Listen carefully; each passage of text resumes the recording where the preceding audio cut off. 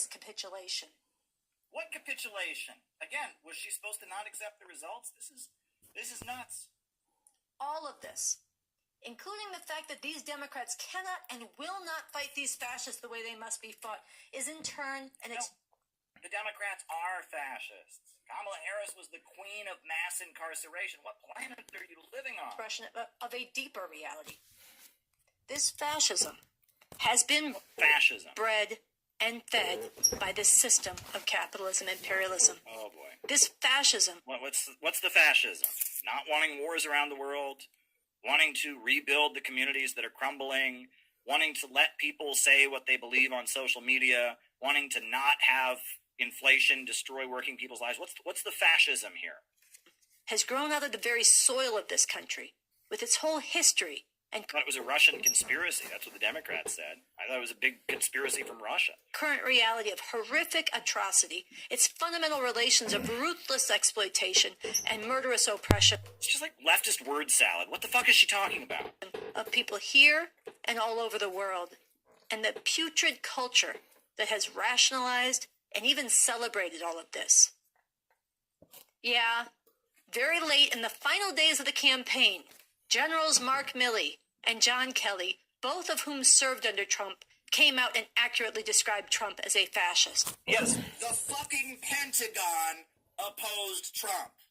You do realize you're saying Trump is bad because the Pentagon opposed him, right? You do realize that.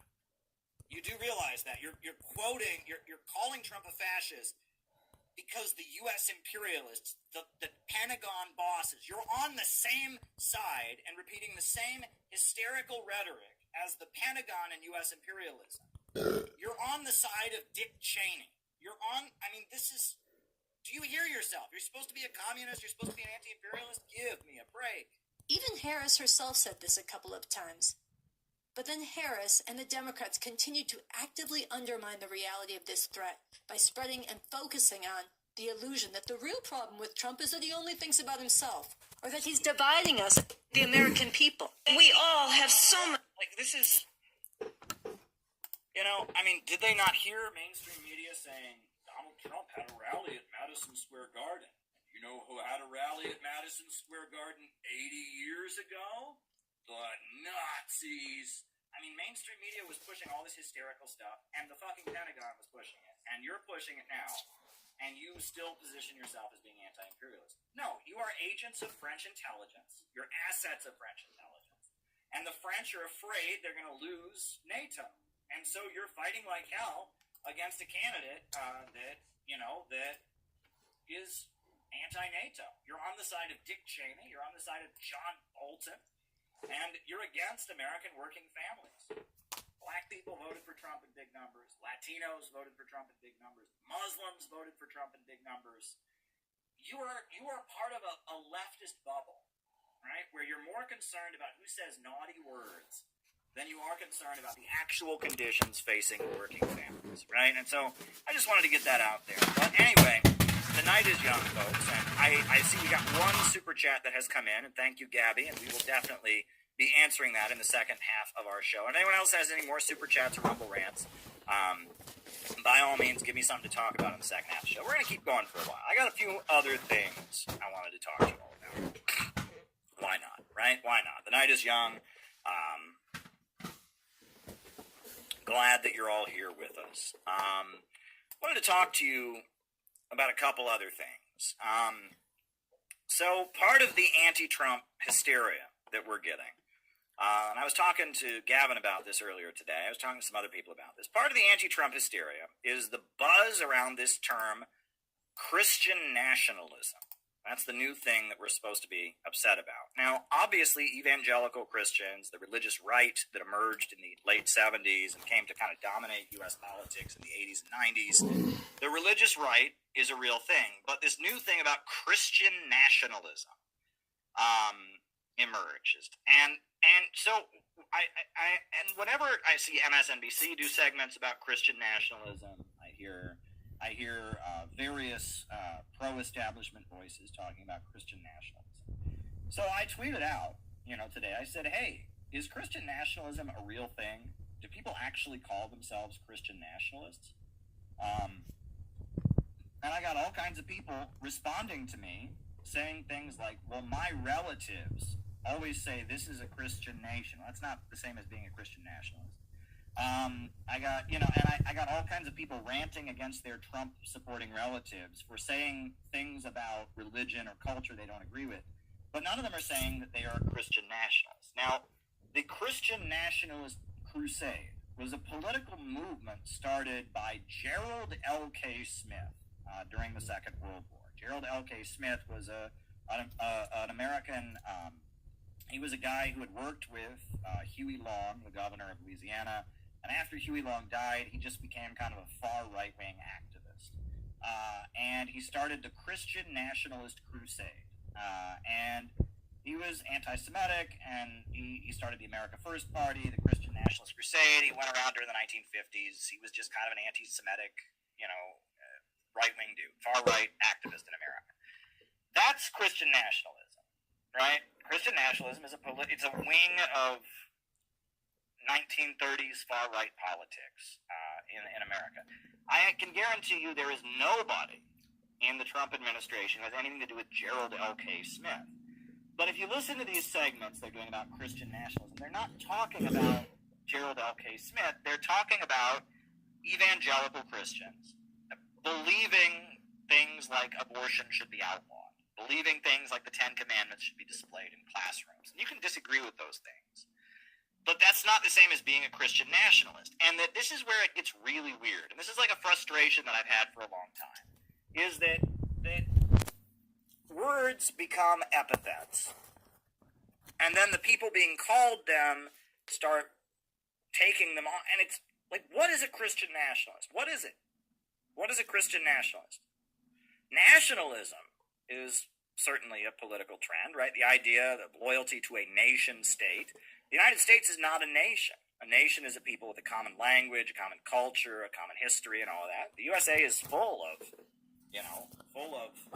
different nationalities, different cultures, different languages. The United States is not a nation. Some of the far right in the United States will call themselves nationalists, right? That certainly exists, right? You have, skinhead gangs and all that.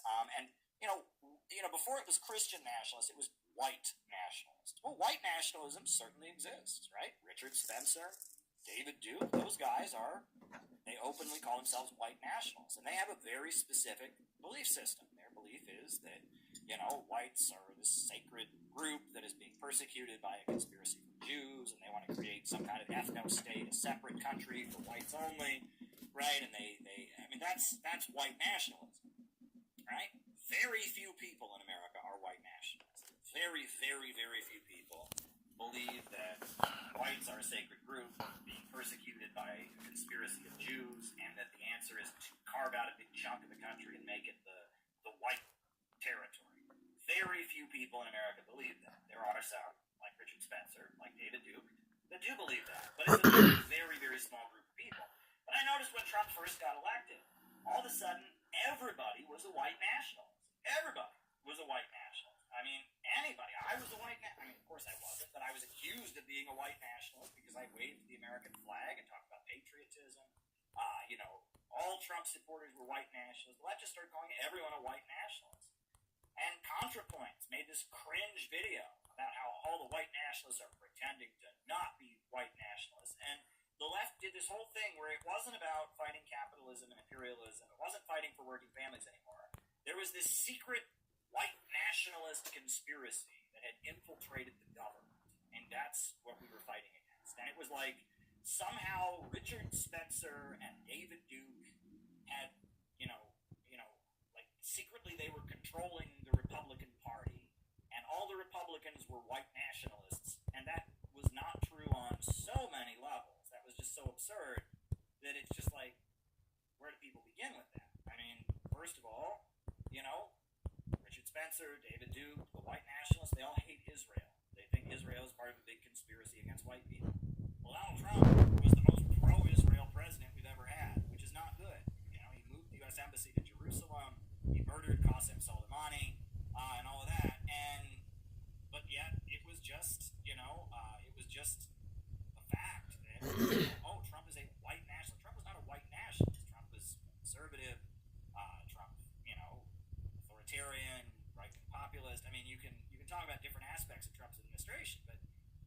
white nationalist. But suddenly everyone on the right wing and any people on the left wing who dared disagree, we were all white nationalists. It was very, very weird. It was a very, very weird thing. And I've seen it now. The word white nationalist has no meaning, right? If you talk to one of these woke people, everyone who voted for Trump is a white nationalist. Everyone, right? I mean, it's like, no, they're not. Like, white nationalism has an actual meaning.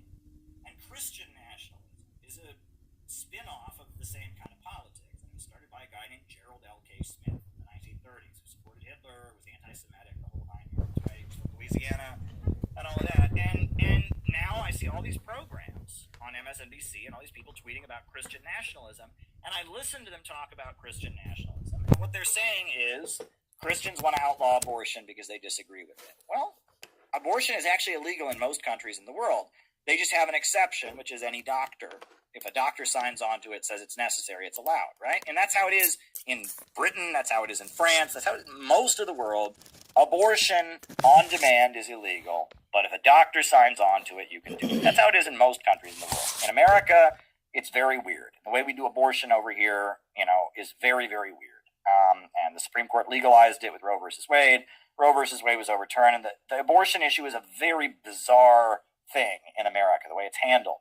There's a lot of things in America that we do that are very weird, that are very, very, very weird. It's not how other people do. Great example is the death penalty, right? Most Western countries, I'd say every Western country except the United States, doesn't practice the death penalty. Pretty simple. And there are countries like Singapore, like China, like Iran, like Saudi Arabia. There are developing countries that deal with drug cartels and terrorist groups and stuff, and they have the death penalty. And the way they implement the death penalty is, certain crimes, you do that, we kill you, right? Singapore, you bring drugs into Singapore, they kill you. That's it, right? Within 8 hours, you will be killed if you're caught with drugs in Singapore. In China, very similar thing. If you're caught smuggling drugs into China, they kill you. In Iran, if you're working with the drug gangs, the terrorist groups that are trying to, break parts of Iran away to become Sunni because they don't like the Shia government or whatever, they work with them, they kill you. And it's almost a military necessity in these countries. These drug cartels are very nasty, and they tend to point guns at people and say, do what we say or we kill you. So in order for the government to fight them, it has to have the same kind of threat. And it's really ugly, but it's conditions that we are not living in. Now, some of the stuff happening at the border is like that. Some of the chaos has spilled into America. And a lot of that stuff, especially in Central America, is a direct result of U.S. policies. During the 1980s, the USA was funding the drug cartels to fight against the Sandinistas, etc. But there are many, many examples of countries that have the death penalty, and they practice it in a way where it's very effective. You do certain things, we kill you, right? Well, that works. In America, we haven't gotten rid of the death penalty like every other Western country. We still have it, but the way it works is that it's in only certain states that have it, and most states don't have it, but a few states have it. Texas, Florida, Ohio, Pennsylvania, they have it. And in those states that have it, you probably won't get it if you commit a murder, unless it's a very egregious murder or you kill a cop. And then you get the death penalty. But it takes like 20 years for them to finally execute you. It makes no sense. There is no person who's going to kill, thinking, oh, I'm mad, I'm going to go murder somebody. Oh, wait. If I kill them, there's a chance that if the crime is egregious enough, I might get the death penalty in 20 years. That's not a deterrent. So what's the point of having the death penalty then? I mean, the way we practice it in the United States, it has no deterrent value. None, right? And has absolutely no deterrent value. And the way we practice the death penalty in the United States, it is, many people have pointed out, almost like some kind of sick religious ritual, right? Where it's like we just feel that it must be done for religious reasons.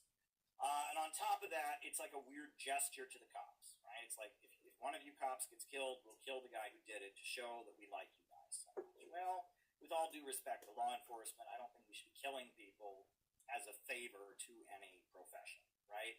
And I just, the death penalty, the way we do it in the United States is demented. We just shouldn't do it. And it's similar to how we do the abortion thing, right? If you want, outlaw abortion in the United States, but then make it so any doctor can say, well, it's necessary for the mother's mental health or whatever, and then do it, and everyone would probably be happy. There'd be no fight. But it's like designed to be a culture war, right? If we did it the way it's done in almost every other country in the world, where it's illegal but not really, I think there wouldn't be a big culture war. The way we do it is, in order to have an abortion, you have to have a special abortion license. You have to be certain zoning law. I mean, it's like they set up these special abortion clinics. And the way we do abortion in the United States is nuts, right? Whereas in most countries in the world, any gynecologist can do it, and he can do it if he deems it necessary to help the mother, right? But it's technically illegal, and there's a religious stigma against it, usually in churches. And most countries, this is where it gets really interesting, right? And, when we talk about Christian nationalism, right, the United States has no state religion, right? It's actually in our Constitution, the First Amendment. The First Amendment of the Constitution, the first sentence of it is, Congress shall make no law respecting the establishment of religion or restricting free exercise thereof. Why? Why is it that the First Amendment of the U.S. Constitution says that? Because of the fact that we are so religious. And this is where it gets interesting, right? I was talking to somebody I know from Britain, and they have a state religion in Britain. Did you know that? In Britain, they have a state religion. It's called the Church of England. And it has been the state religion of Britain since the time of King Henry VIII. It has been the state religion of Britain. And it works just fine because nobody cares. People don't go to church in Britain. People are not religious. Most of the population is very, very secular, atheistic, or they believe in God, but they're not really into it, or whatever. And no one cares. And so they have a state religion and no one cares. In America, the reason we can't have a state religion is because we are so religious. What denomination would run America? Could you imagine what the response would be if they tried to create a Catholic government in America? There would be riots in the streets. Can you imagine what the response would be if they tried to create a Methodist government in America? Riots in the streets. Mormon government in America. Riots in the streets. We are so into religion here, we can't have a religious government. It seems contradictory, right? You would think, well, we're more religious, so we should have a religious government. No. In Britain, you can have a religious government because nobody cares. In America, you cannot have a religious government because it would go crazy. And that is a really, really interesting aspect. There's a lot of things about the United States where it doesn't really make sense. It's like, we're such a religious country. We have so much religion in America that we can't. Yeah, and it's crazy. It's the crazy kind of religion. It's the insane sort of religion. That is something I want to point out. We have really... I mean, this whole thing about Christian nationalism. Yeah. Right? It points to something. It's an ongoing thing that I am just somebody. I don't like hyperbole. It's good to be thorough. It should be. All right, so Sebastian Moran says the age of the Forginator is here. Hail Warhammer 40K. Hail to you, Sebastian Moran. How are you doing? Sebastian Moran says, I am okay with you, sir. Good evening to you also. I'm glad to hear. Glad to hear. Hope you're doing okay. Interdimensional Lizard says the Forge will survive the coming unrest. Yeah. Fallout 76. We're entering the Fallout universe. Sebastian Moran says at Interdimensional Lizard, the West is imploding from within and being attacked from the outside. We have been under siege for decades now. And it's finally just now starting to unravel. These people want to outlaw abortion. These people disagree with gay marriage. These people are anti-Islamic. And that's not evidence that one is a Christian nationalist. You can say that's evidence that one's bigoted, that one's fanatical, but it's not evidence that one is a Christian nationalist. And this reminded me exactly of how Trumpers think all woke people are communists. Right? Well, they think blah, blah, blah, blah, blah, and that's communist. Well, no, it's not, right? Wanting to outlaw abortion does not make you a Christian nationalist. Wanting to outlaw gay marriage does not make you a Christian nationalist. And wanting free health care does not make you a communist, right? And that if you live in a bubble... Well, there you go, Ghost of Niccolo. Outside of my bubble is, by definition, this other thing. And that's just not how things work. Great example of this. I grew up in a very conservative religious area. And many, many, many times I had an argument that I just had with people so many times where people would say, are you Catholic or Christian? And I would tell people, Catholicism is a form of Christianity. I understand you don't think it's real Christianity, but Catholics consider themselves to be Christian. They worship Jesus, they have crucifixes, etc. And many, many, many times, the person who I said, you're saying, are they Catholic or Christian? You mean Catholic or Protestant, right? And they'd say, no. They'd say, Catholicism is a form of paganism. And I would say, okay, I understand that you think that, but they don't think that, right? And, no, the Catholics don't think they're Christian. They worship Mary. No, Catholicism is a form of Christianity. They don't worship Mary. And I would argue with so many people who it's like that never occurred to them. They'd say, are you Catholic or Christian? No, are you Catholic or Protestant? Right? There's Orthodox Christians, there's Protestant Christians, and there's Catholic Christians, right? And you can argue that they are not legitimate, that they're phonies, but it was like what started out as Protestants saying to Catholics who are not real Christians turned into people living in such a bubble. They did not realize that was hyperbole. That was slur. That was I'm calling you a fraud. They thought it didn't occur to them. I had one of my classmates told me that she thought that the Catholic Church had crucified Jesus. And I said, what are you talking about? She said, well, it's the Roman Catholic Church. I was just like, oh my God.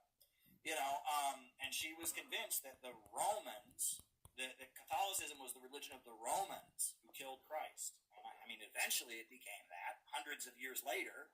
But, oh my God. And it's just like, it's like when you live in a bubble, right? When you live in a bubble where everyone who wants free health care is a communist, right? Or you live in a bubble where, where everyone who wants to outlaw abortion is a Christian nationalist, it leads to, you kind of lose touch with reality, right? There are real white nationalists out there. David Duke, Richard Spencer, they exist. Charlottesville, those guys were very openly that. There are real communists out there. Not in America, I wouldn't say, and that's a whole other thing we can get into later. But third worldism, there are real communists out there, and people who want a Canadian healthcare system are not communists, right? Just because, and it's like you live in this bubble where it's like there's people who have views that are similar to mine, and then there's collections of bad people out there. And if someone disagrees with me, that automatically taints them to be part of the bad people. And the world is much more nuanced than that, right? And that's the problem, is that, I realize that, I certainly run in certain political circles. I know names that average people on the street don't know. I have had intense arguments about topics that average people on the street might not know anything about or have heard of, right? When we all do. Social media makes that worse. It makes it far worse, right? Your phone is constantly showing you things, and it's getting you even deeper into that bubble. But it's important to keep that in mind, right? You and I might be really, really mad at, somebody, and in our social media universe, it's a really big deal. But there's a lot of people that aren't in that universe, right? And, to most of the world, if you want free healthcare, you're not a communist. To most of the world, if you want abortion outlawed, you're not a Christian nationalist, right? And there are Christian nationalists out there, and there are people that are more socially conservative, and there are people that are more economically left-wing, and that this is just life, right? Anyway, there's a couple things I wanted to say. I'm just kind of putting this all out there, but that brings me, since we're talking about culture wars, right, to something that happened this week. And again, I do appreciate the super chats that are coming in. That's good. And we're going to go for a little while here. It's going to be a long night because, hey, I haven't been on for a while, and Saturday night is a great night. There's always a lot of people here, and I got a lot to say. I don't know. So Nancy Mace, I don't know if you followed this. Nancy Mace, a member of the U.S. Congress, I think she's from North Carolina, or is it South Carolina? Right? Nancy Mace has thrown down about the fact that there is a transgender woman, a trans woman, who's been elected to the U.S. Congress, and she wants to prevent that woman from going into men's bathrooms, right? Or to women's bathrooms. She says because she has a penis, because she's biologically female, that we don't want her to go into. She's biologically male. We don't want her to go into women's spaces. Nancy Mace has thrown down about all this, and I have long been of the opinion that these kind of culture wars are a distraction. But here's the thing: I said at one point, if you're against gay marriage, if you're against abortion, I might disagree with you, but we can still work together. We need class struggle, not culture wars. I said that. That is, to date, the biggest cancel I have ever gotten. I've been canceled a number of times, right? And canceled is not someone disagreeing with you. Cancel is when there's thousands of people tweeting about you and calling you bad names. That's happened to me. I've had 5 or 6 big cancels in my life. What a coincidence. It just so happens the guy who's an RT reporter, the guy who, works for a TV network the American government is trying to outlaw. What a coincidence that I just must be so bad, right? I mean, that's totally has nothing to do with me, meeting Vladimir Putin a number of times, and, going to Iran and interviewing. I mean, it has nothing to do with, no, I'm just a bad person, clearly. I mean, there's no, it's just, but I've gotten, big cancels 5 times in my life.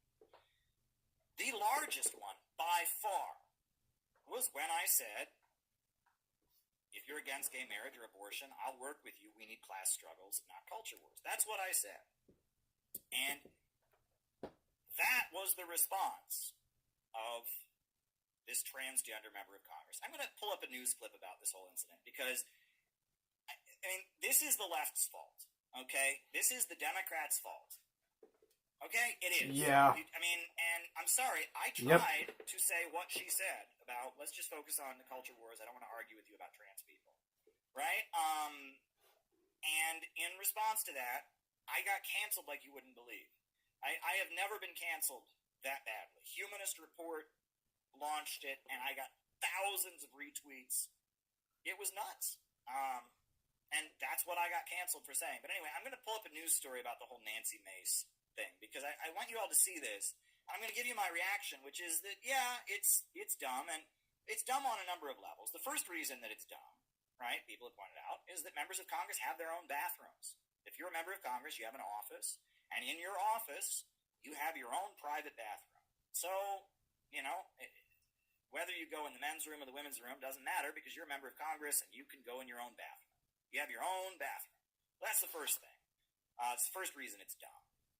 But, I'm at the point where, I have been canceled by the left so much that, go Nancy. I don't know. I am at the point where even though I do sympathize with trans people, the trans obsession has gotten so over the top that I'm at the point where it's just like, oh, okay, someone's standing up to them, someone's opposing them. Good for them. I'm going to show you the Fox News piece on it, because it's like, yeah, a couple years ago, 5 or 6 years ago, my response to this would have been, can we just focus on economic issues and not culture wars? And for saying that, I had my reputation destroyed. I had huge videos made about me by big YouTube accounts calling me a white supremacist. I was not welcome in many spaces. I went to support the students at New School University who were protesting in support of the cafeteria workers. I was escorted out of the building because, it's well known that you're a white nationalist. I'm not, and it was like I had my life destroyed for just saying let's not focus on culture wars. So the fact that the left has retreated to that after a decade of saying that if you say that we shouldn't focus on after a decade of cancel culture and you're a bad person if you don't want to focus on trans bathrooms. It's just stupid and ridiculous. But anyway, okay, I'm having trouble downloading there. I'll try another link. But anyway, let's put on the story here. I just wanted to kind of give you my reaction to this. But, we're talking about imperialism. I talked a lot about French imperialism and its rivalry with U.S. imperialism and how basically they don't want Trump. I mean, there's not much more to it than that. They don't want Trump. All right. They don't want Trump because they want to preserve the NATO alliance. So they're helping Biden escalate things to the highest level, and we'll get back to that here in a little bit. But let's put the bathroom bill piece on. Right. So this is the Nancy Mace story, which all right, hold on. All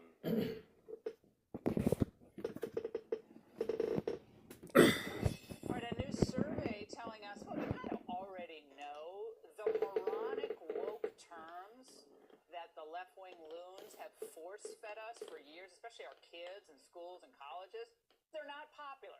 People don't want to use them. But confirming that House Democrats have learned nothing after getting shellacked in November 5th election, they're going full steam ahead for biological men to use women's restrooms. But Congresswoman Nancy Mace is trying to put a stop to it. She introduced a new resolution requiring members and staffers to use the bathroom that corresponds with his or her biological sex. I can't believe this even has to be a thing. But the move comes as the first trans member of Congress, Sarah McBride, is set to take office. Bullying a member of Congress. This is what we're doing? This is the lesson that you've drawn from the election in November? This is your priority? That you want to bully a member of Congress? As opposed to welcoming her to join this body?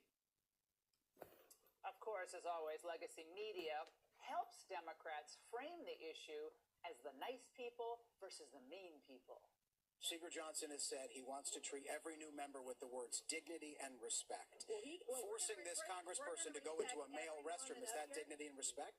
Forcing women to share private spaces with men is not dignity and not respect.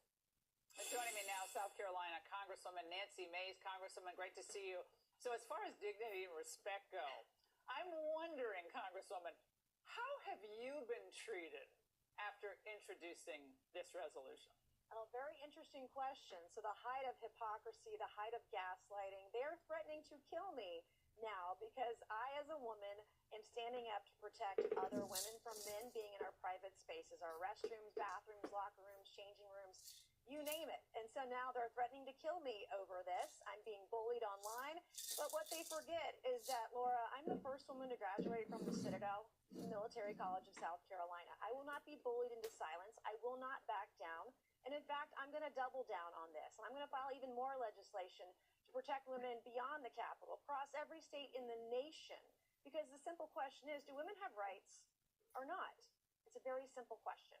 Now, Rep-elect Sarah McBride responded to your resolution saying this is a blatant attempt from far right-wing extremists to distract from the fact they have no real solutions to what Americans are facing. We should be focused on bringing down the cost of housing, health care, child care, not manufacturing culture wars. Your response? This is not manufactured. This is a person who's... And that is where I lose them, right? And I mean, this is what I would have said 4 or 5 years ago. I would have said, yeah, let's focus on economic issues like bringing down the costs of housing and healthcare, and let's just not argue about this. And that's what I got canceled for. That's what I got my life destroyed for. That's what I lost friends over. People that I was very close to stopped speaking to me. There was a big social media campaign against me on a personal level for saying that. And so now the very same people want to say this. And it's like, even this was like, oh, why can't we just be nice? Yeah, those woke people are not nice, right? They are not nice, right? You disagree with them. You say something to them. They will get you fired from your job. They will destroy your reputation. They'll demand all your friends cut you off. They will, and that's why I just like, no, you did this, left. If they had said this all along, they'd be fine. I would probably agree with them. If they had said that from the beginning, if it was okay to say that from the beginning, if from the beginning the response to the left was, Let's not fight about trans bathroom. Let's focus on economic issues. I would still be a leftist, but I'm not allowed to be a leftist because I said that. I said that, and you can't say that. You're a bad person. You're a Nazi. You're a fascist. You're a white supremacist. You're an evil person. You know what I'm saying? So this is what they got. The left created this. The left created this. Do you No, the remember modern when Jimmy regressive Dore left. suggested, God forbid, that AOC fight for Medicare for all, that they force a vote for Medicare for all, and they told you that Jimmy Dore was a white supremacist, neo-Nazi fascist. Jimmy Dore's name was trending on Twitter, and I thought, my God, did he murder somebody? Did they discover he was responsible for 9/11? Okay, let's go back a little bit. Dominated the European mainland. And so the British began funding and backing anti-communist political movements. Let's go a little bit further. They have always gotten the short end of the stick. Yeah, the German and French imperialists. The crimes of French imperialism around the world are very, very real. And there are French imperialist monopolies that make huge amounts of profits. And there are big chunks of Africa under French dominion that have been kept impoverished. And there are big chunks of other parts of the world that have been impoverished by French imperialism. Haiti. Now, the island, half of it is Haiti, half of it is the Dominican Republic. The Haitian people, they won their freedom. They had a slave revolt around the time of the American Revolution. They had a slave uprising. And it was successful, and the slaves of Haiti, the African people who'd been brought there to work on plantations as slaves, seized control of the island. And the French imperialists have never forgiven them for that. And up into the 1950s, the island of Haiti was forced to pay reparations to France for winning its freedom. I don't know if you know that, but up into the 1950s, the government of Haiti would pay huge reparations to the French government for stealing their slaves. And that the people of Haiti, it's run by big corporations and banks, just like the United States. Those big corporations and banks spread their tentacles all over the world and extract super profits. But they have more of a welfare state. And the French government and the French society very much has a left character to it, right? That have been impoverished by French imperialism. And that France is an imperialist country. We often will hear people say that France is a socialist country. Well, no, France is an imperialist country. It's run by big corporations and banks, just like the United States. Those big corporations and banks spread their tentacles all over the world and extract super profits. But they have more of a welfare state. And the French government and the French society very much has a left character to it, right? That the country was founded with the French Revolution that brought down the absolute monarchy, the guillotine, their national anthem. There's a feeling that to be left, or to be a revolutionary, or a philosopher, or a free thinker, or a rebel, that's part of the French identity. And the French people are much more left, you could say, in their culture, right? They identify much more with red flags and guillotines and revolutionary rhetoric and leftist philosophy and, existentialism and all this stuff. But France is an imperialist country, and it has been, and it was a colonizer and emerged to become an imperialist power dominating the world. But, and this is where it gets interesting, there has long been a rivalry between the French imperialists, as well as the German imperialists, the Belgian imperialists, the Luxembourg imperialists, the Austrian imperialists, and the British and American imperialists. In fact, the British and the American imperialists are really the ones who run the world. It is Wall Street and London that run the world, and the imperialists of the European mainland, the French, the Germans, the Belgians, the Austrians, they have always gotten the short end of the stick. And that there are major disagreements and rivalries between the imperialist powers as they dominate the world, and that the main contradiction between the imperialists and countries that exist played out in both World War I and World War II. And it was the European mainland versus the Americans and the British.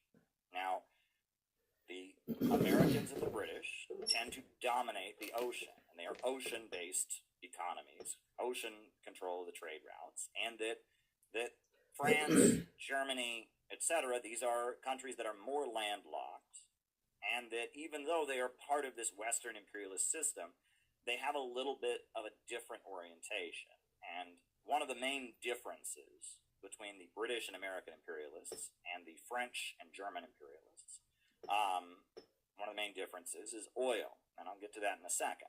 But what was World War I? Well, World War I, you had the British imperialists and the American imperialists trying to dominate the world, and you also had the French imperialists and the German imperialists and others, and the French aligned with the British and the Americans, but they were on the European mainland.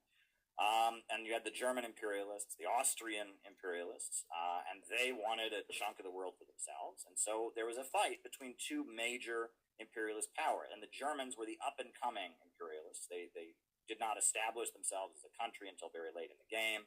And the German imperialists were very much a section of the imperialist countries that was much weaker. And German imperialism was a much weaker imperial power, and it was trying to assert itself. And in the lead up to World War I, the Germans did all kinds of things that had never been done before. They created a national healthcare service. They had military training for children. They had a public education system. They had kindergarten where they had military training for kids. And that the Germans, we have this stereotype of Germans as being a very military people.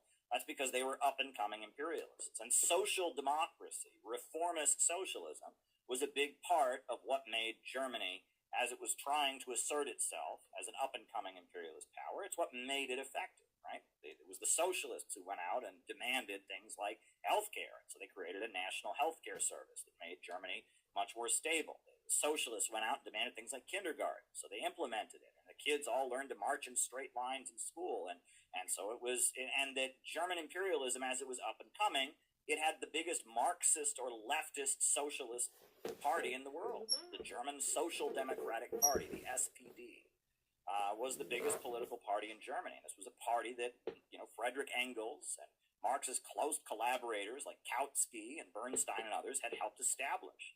And as Germany was becoming an imperialist power, an imperialist country, at the same time, it was more social democratic, you could say. It was more socialistic in its policies, right? That it was very much the military and the state that was running things, not private corporations. And social democracy was a big part of what made German imperialism stronger as it was rising. World War I broke out, and the German imperialists went at it with the British and the American imperialists and their allies, the French. And the Germans lost. And after World War I, they gave up a huge amount of their territory. They were forced to pay all kinds of reparations. And then there was the possibility of a communist revolution happening in Germany, because a lot of the Germans who lost World War I were very much suffering and angry, and the British very much didn't want Germany to have a communist revolution because it was right next to Russia, and if Russia and Germany teamed up, the British and the Americans would lose their ability to dominate the European mainland. And so the British began funding and backing anti-communist political movements in Germany, and one of those movements was the Nazi Party.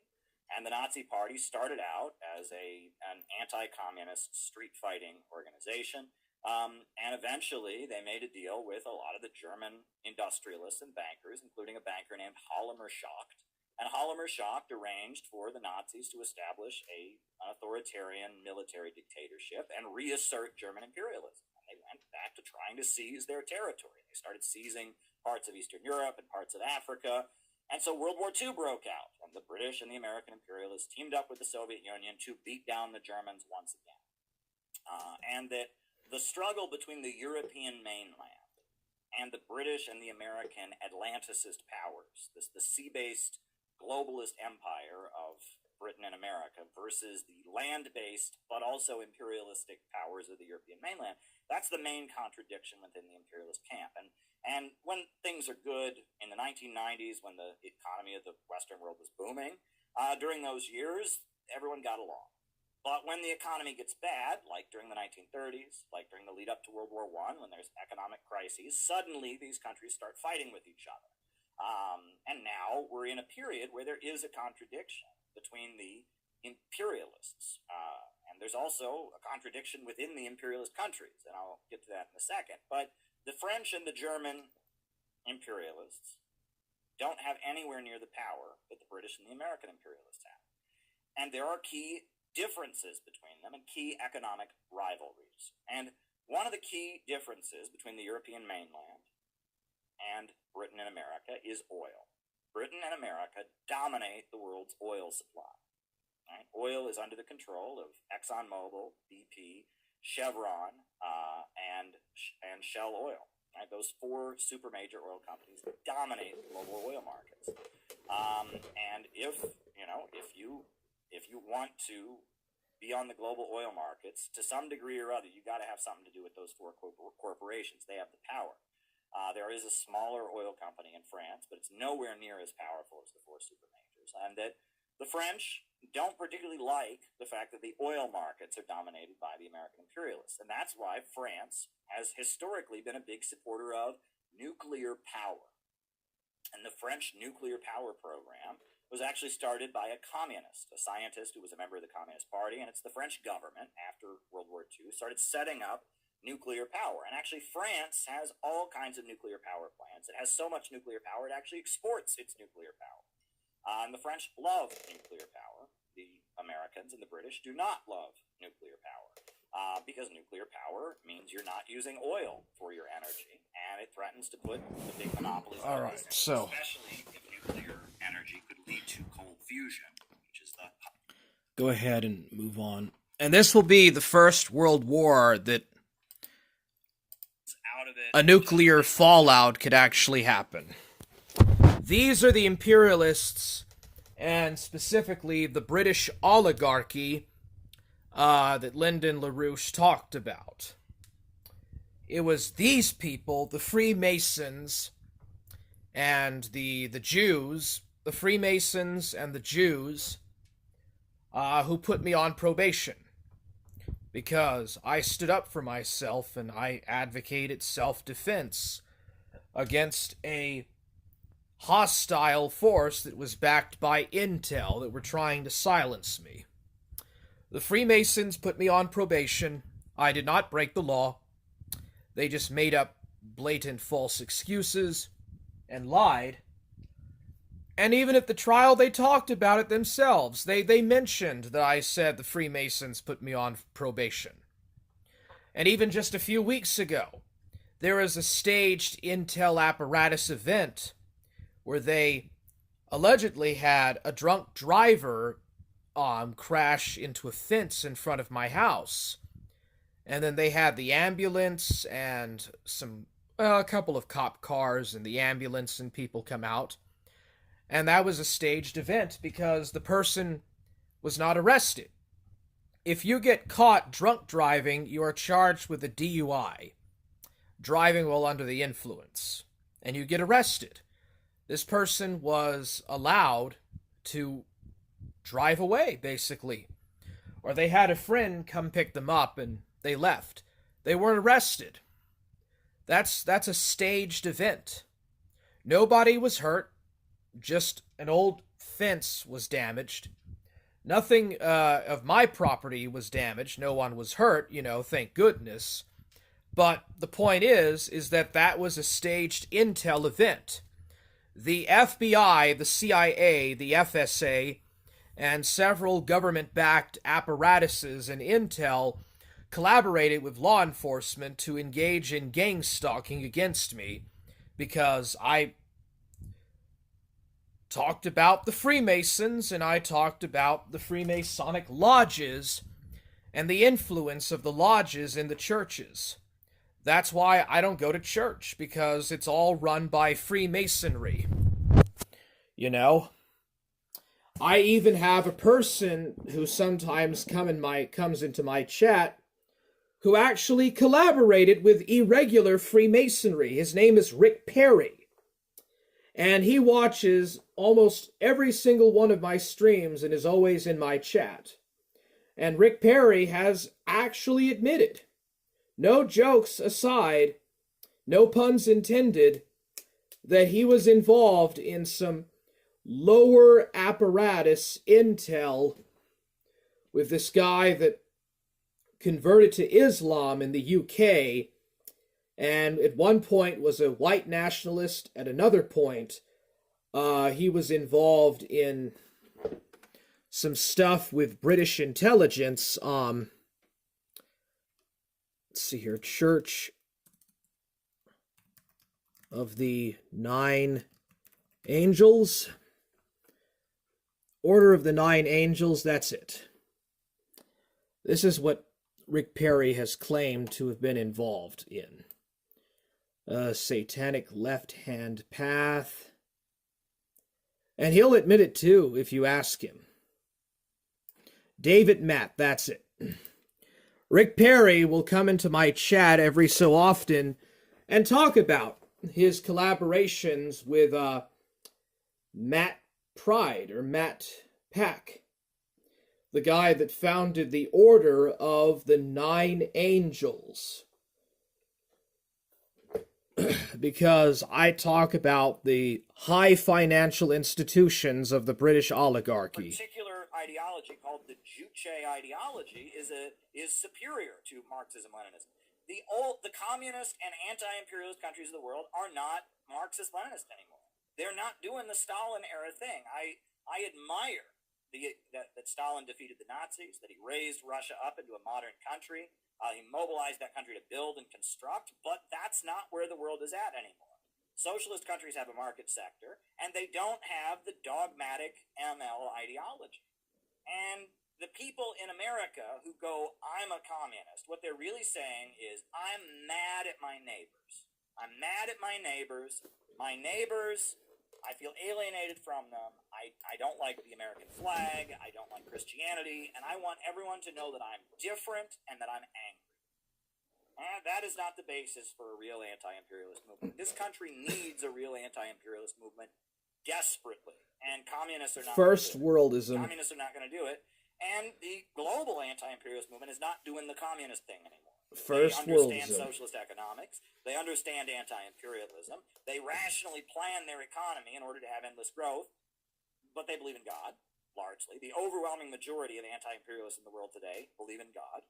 The overwhelming majority of anti-imperialists in the world today, I'd say all of them, believe in the market having a role for consumer goods, for other things.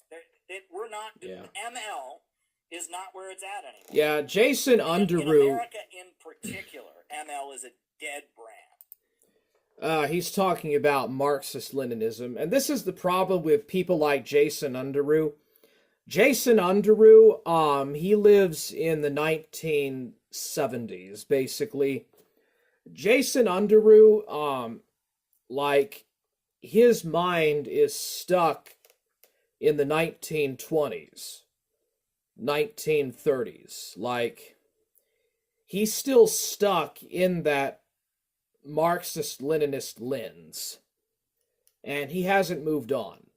Most of these people don't move on, and they don't understand, real-world geopolitics or geopolitical realities.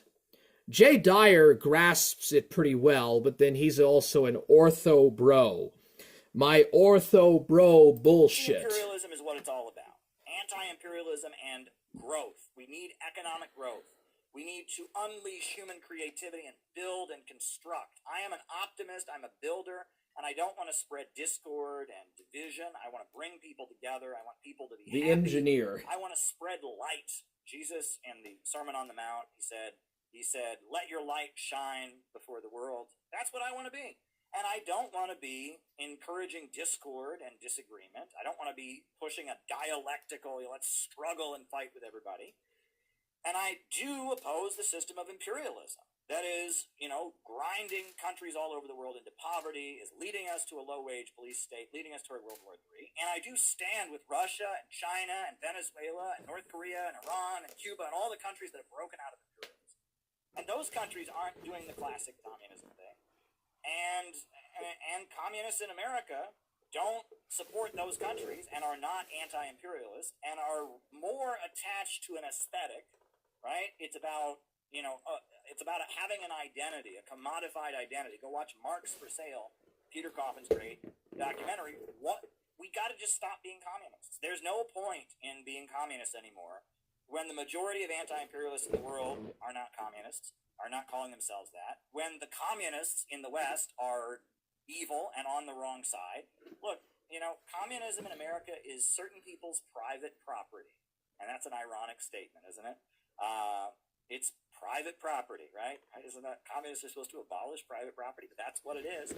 It's private property, right? It's certain people's cash cow. It's a family business for certain losers, who've never built a base among the masses, and they want to own the brand of communism. And it's just like, I want to build an actual anti-imperialist movement, and trying to fight over who owns the brand of communism is a waste of my goddamn time, and it's a waste of your goddamn time.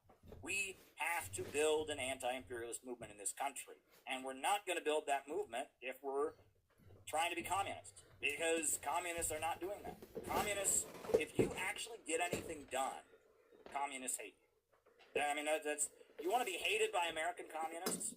Actually get something done for a cause they believe in, right? Because, I mean, most communists in America are not anti-imperialist. There's a small minority of them that are kind of anti-imperialist, and they're worse. They're the worst.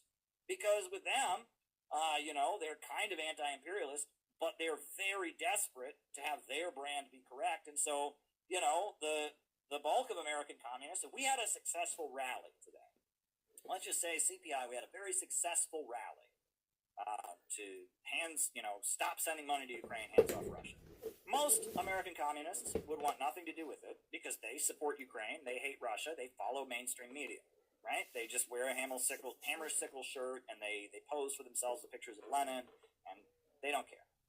But you know who would hate us if we had a successful rally to oppose sending weapons to Ukraine? The communists who think they support Russia. They would hate us because, they did it, not us. And that's their attitude. They're bullshit competitors. They're idiots, right? And they don't want to stop the war. They want to be the kings of an obscure brand. I don't want to be the king of an obscure brand. You can have it. You can have this obscure brand. You and the Trotskyites and the anarcho-syndicalists and the neo-Maoists and all of that, you can all fight over who's the real communist. I don't give a shit who's the real communist anymore. I really don't. I give a shit about building a movement to stop World War III and building a movement to oppose imperialism. That's what I give a shit about. And if we continue to sit there and fight over who's the real communists, right, we're going to lose our minds. And among communists, we're talking less than 300 people that are even anti-imperialist, even though that's a central aspect of Leninism. And there's 300 of them in America total that have ever shown up for any in real life event. And among those 300 people, they are the most competitive, boneheaded, and they want us to be wrong, right? They don't want us to be right. If we did something good to oppose World War III, they would make them angry. They would hate us even more. Every time we did anything good, I'm just telling you, this is a fact, right? Certain people, not naming names, anytime we accomplished anything, all right, and we would invite them to join our events, and the whole time they'd be sitting there with jealous looks on their faces. How can we redo this so we're the bosses? That's what they were thinking the whole time, right? How can we redo this and lock out CPI so that we can be the big stars? That's all they were thinking about. And they have no vision of their own. They just do whatever we do. Whatever we do, they have no vision of how to actually build a movement and all that. They're just trying to build social media channels. And so then they would notice what we would do, and then they would think, how can we do it and not include CPI? Well, fuck that. Really. I mean, we got to stop being communists, because communism is a dead brand in America. It's a dead brand internationally. We've got to be anti-imperialist, and we've got to be pro-growth. And that the reason, let's just be real, that communism in the 20th century accomplished a lot of things, raising Russia and China out of poverty, defeating the Nazis, etc. But it was always tainted with that leftism, right? That French revolutionary guillotine, red flags, dun dun dun dun dun dun dun. It was always tainted with that, and that stuff is satanic. The left has a satanic edge. The left is destructive. The left is the spirit of rebellion. The left is the spirit of discord and fomenting unrest and getting people to fight with each other, the dialectical philosophy that says we just got to fight and increase division and tension in this world, and that's not where we're at. I want to be a builder, not a destroyer. I want to bring people together. I want reconciliation and unity among people. I don't want division. And that's why you just can't do the communism thing. You just can't do it, right? Certain people own it and want it to be their private property, and they're awful. It's tainted by, look, the hammer and sickle, it was a great symbol for the Soviet Union, but in America at this time, not good, right? And that whole left aesthetic is very tainted, and it serves the imperialists. Leftism originated out of the struggle to bring down feudalism. It was the bourgeoisie, the capitalists, mobilized rebellion to bring down feudalism. And communism kind of attached itself to that because it was like trying to take the capitalist revolutions even further. But then, over the course of the Cold War, the imperialists realized that that aesthetic of rebellion, etc., was much more useful to them. And that's what the basis of the color revolution apparatus. In the 1950s, the CIA started recruiting Trotskyites, the Congress for Cultural Freedom program, and the leftist aesthetic became the property of imperialism. Whereas anti-imperialist countries today, they believe in economic growth. Absolutely, they believe in economic growth. They believe in a planned economy. They oppose imperialism, the dialectical philosophy that says we just got to fight and increase division and tension in this world, and that's not where we're at. I want to be a builder, not a destroyer. I want to bring people together. I want reconciliation and unity among people. I don't want division, and that's why you just can't do the communism thing. You just can't do it, right? Certain people own it and want it to be their private property, and they're awful. It's tainted by, look, the hammer and sickle, it was a great symbol for the Soviet Union, but in America at this time, not good, right? And that whole left aesthetic is very tainted, and it serves the imperialists. Leftism originated out of the struggle to bring down feudalism. It was the bourgeoisie, the capitalists, mobilized rebellion to bring down feudalism. And communism kind of attached itself to that because it was like trying to take the capitalist revolutions even further. But then, over the course of the Cold War, the imperialists realized that that aesthetic of rebellion, etc., was much more useful to them. And that's what the basis of the color revolution apparatus. In the 1950s, the CIA started recruiting George Trotskyites, Soros. the Congress for Cultural Freedom program, and the leftist aesthetic became the property of imperialism. Whereas anti-imperialist countries today, they believe in economic growth. Absolutely, they believe in economic growth. They believe in a planned economy. They oppose imperialism, but they're not cutting people's heads off, and they're not telling kids to rise up and overthrow their parents. The Cultural Revolution in China was a disaster, and the world is in a different place. And if you want to be anti-imperialist in our time, you can't do the communism thing. And that's what I believe. And, I did write this book to the Marxists, right? If you're a Marxist, if you're from the Marxist background and you want to know my thinking, you can read this. But honestly, it's not even that important. We're not even putting this on I'm the not CPI from a website, Marxist because most of the people who come background. to our website, hopefully, are not Marxists and are not interested in... Well, who's I'm the not a Marxist, Marxist, right? I am not interested in being the... but I would describe myself as an anti-imperialist to a Who's degree. with us? Names and locations. Names and locations. Lawrence, Oh, there's Johnson, Rick Perry. Chicago. Ryan in Kansas City. Bob in Troy, New York. New Mexico. Riverside, California. Midwest Gavin. Fred from Alameda. Brutus Lee in Montreal. Rice Yeah. from Adelaide, Australia. Now, personally, I'm not from a Marxist background. Most of the communist and Marxist-Leninist types are cringe lords. And they're just people that are just trying to increase their social media profile, obviously.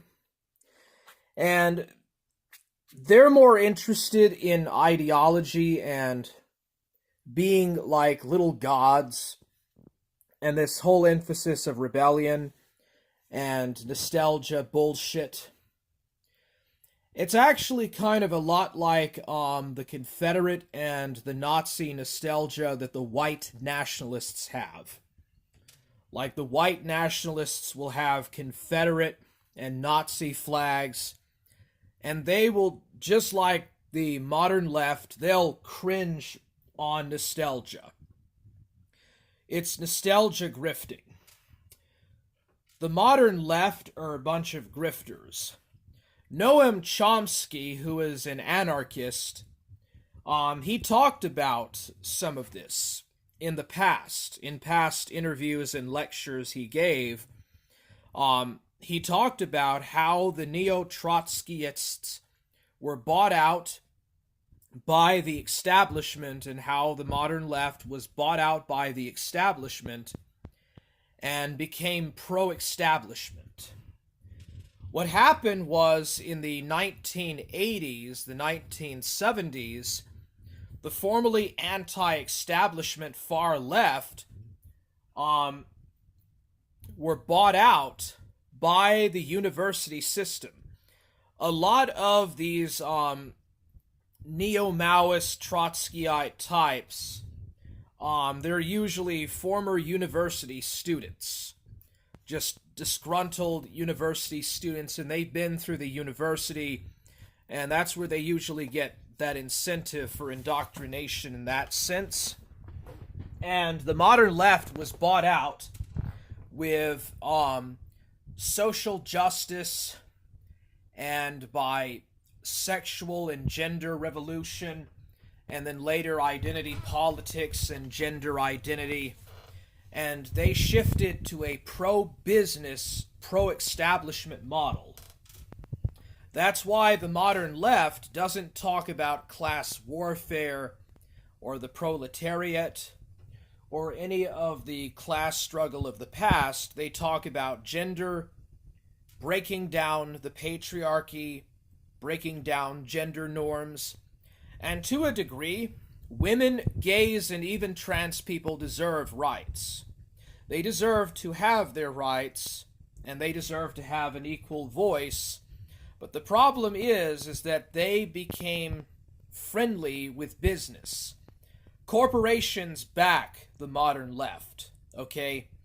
The establishment today is not neo-fascist, and it's not right-wing. It is very much progressive left-leaning.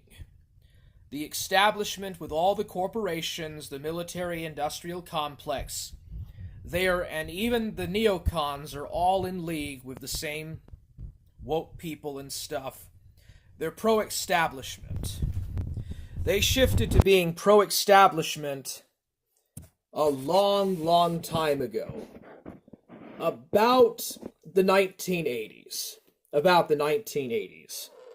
These people are not anti-imperialist and they're not anti-establishment.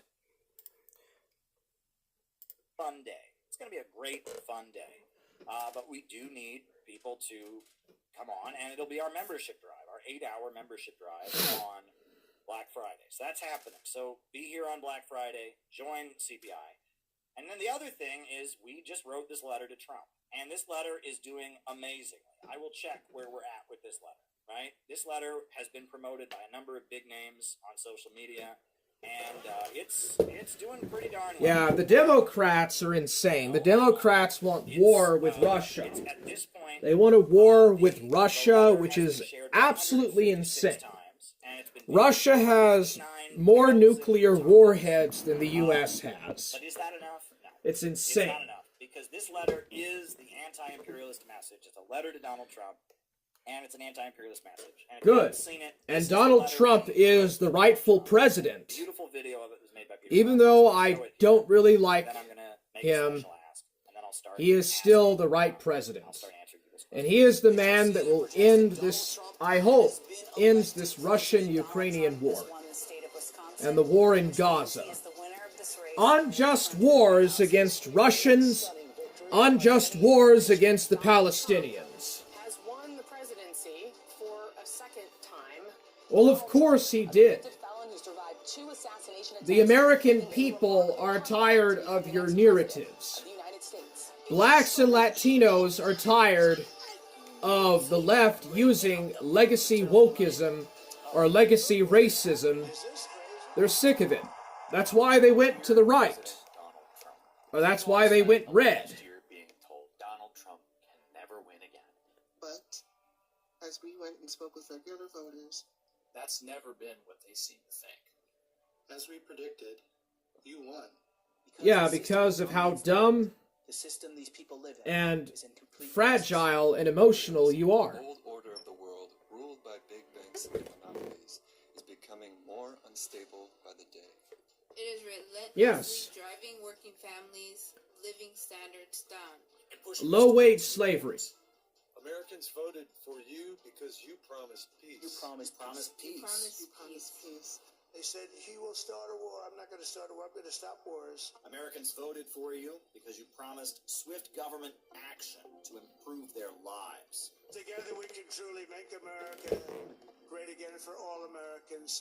African American, Hispanic American, Asian American, Arab American, Muslim American. Success is going to bring us together. Americans voted for you because you promised to protect our freedoms. We want to have security. We want to have things be good, safe. I will not rest until we have delivered the strong, safe, and prosperous America that our children deserve and that you deserve. Americans voted for you because you promised to stand up to the rich and powerful. You promised to stand up to the rich and powerful. To the rich and the greedy. You promised to stand up to the rich and powerful. And put the people's needs And first. put our needs first. I want you to imagine how much better our future can be if we declare independence from the elites who led us from one financial and foreign policy disaster to another.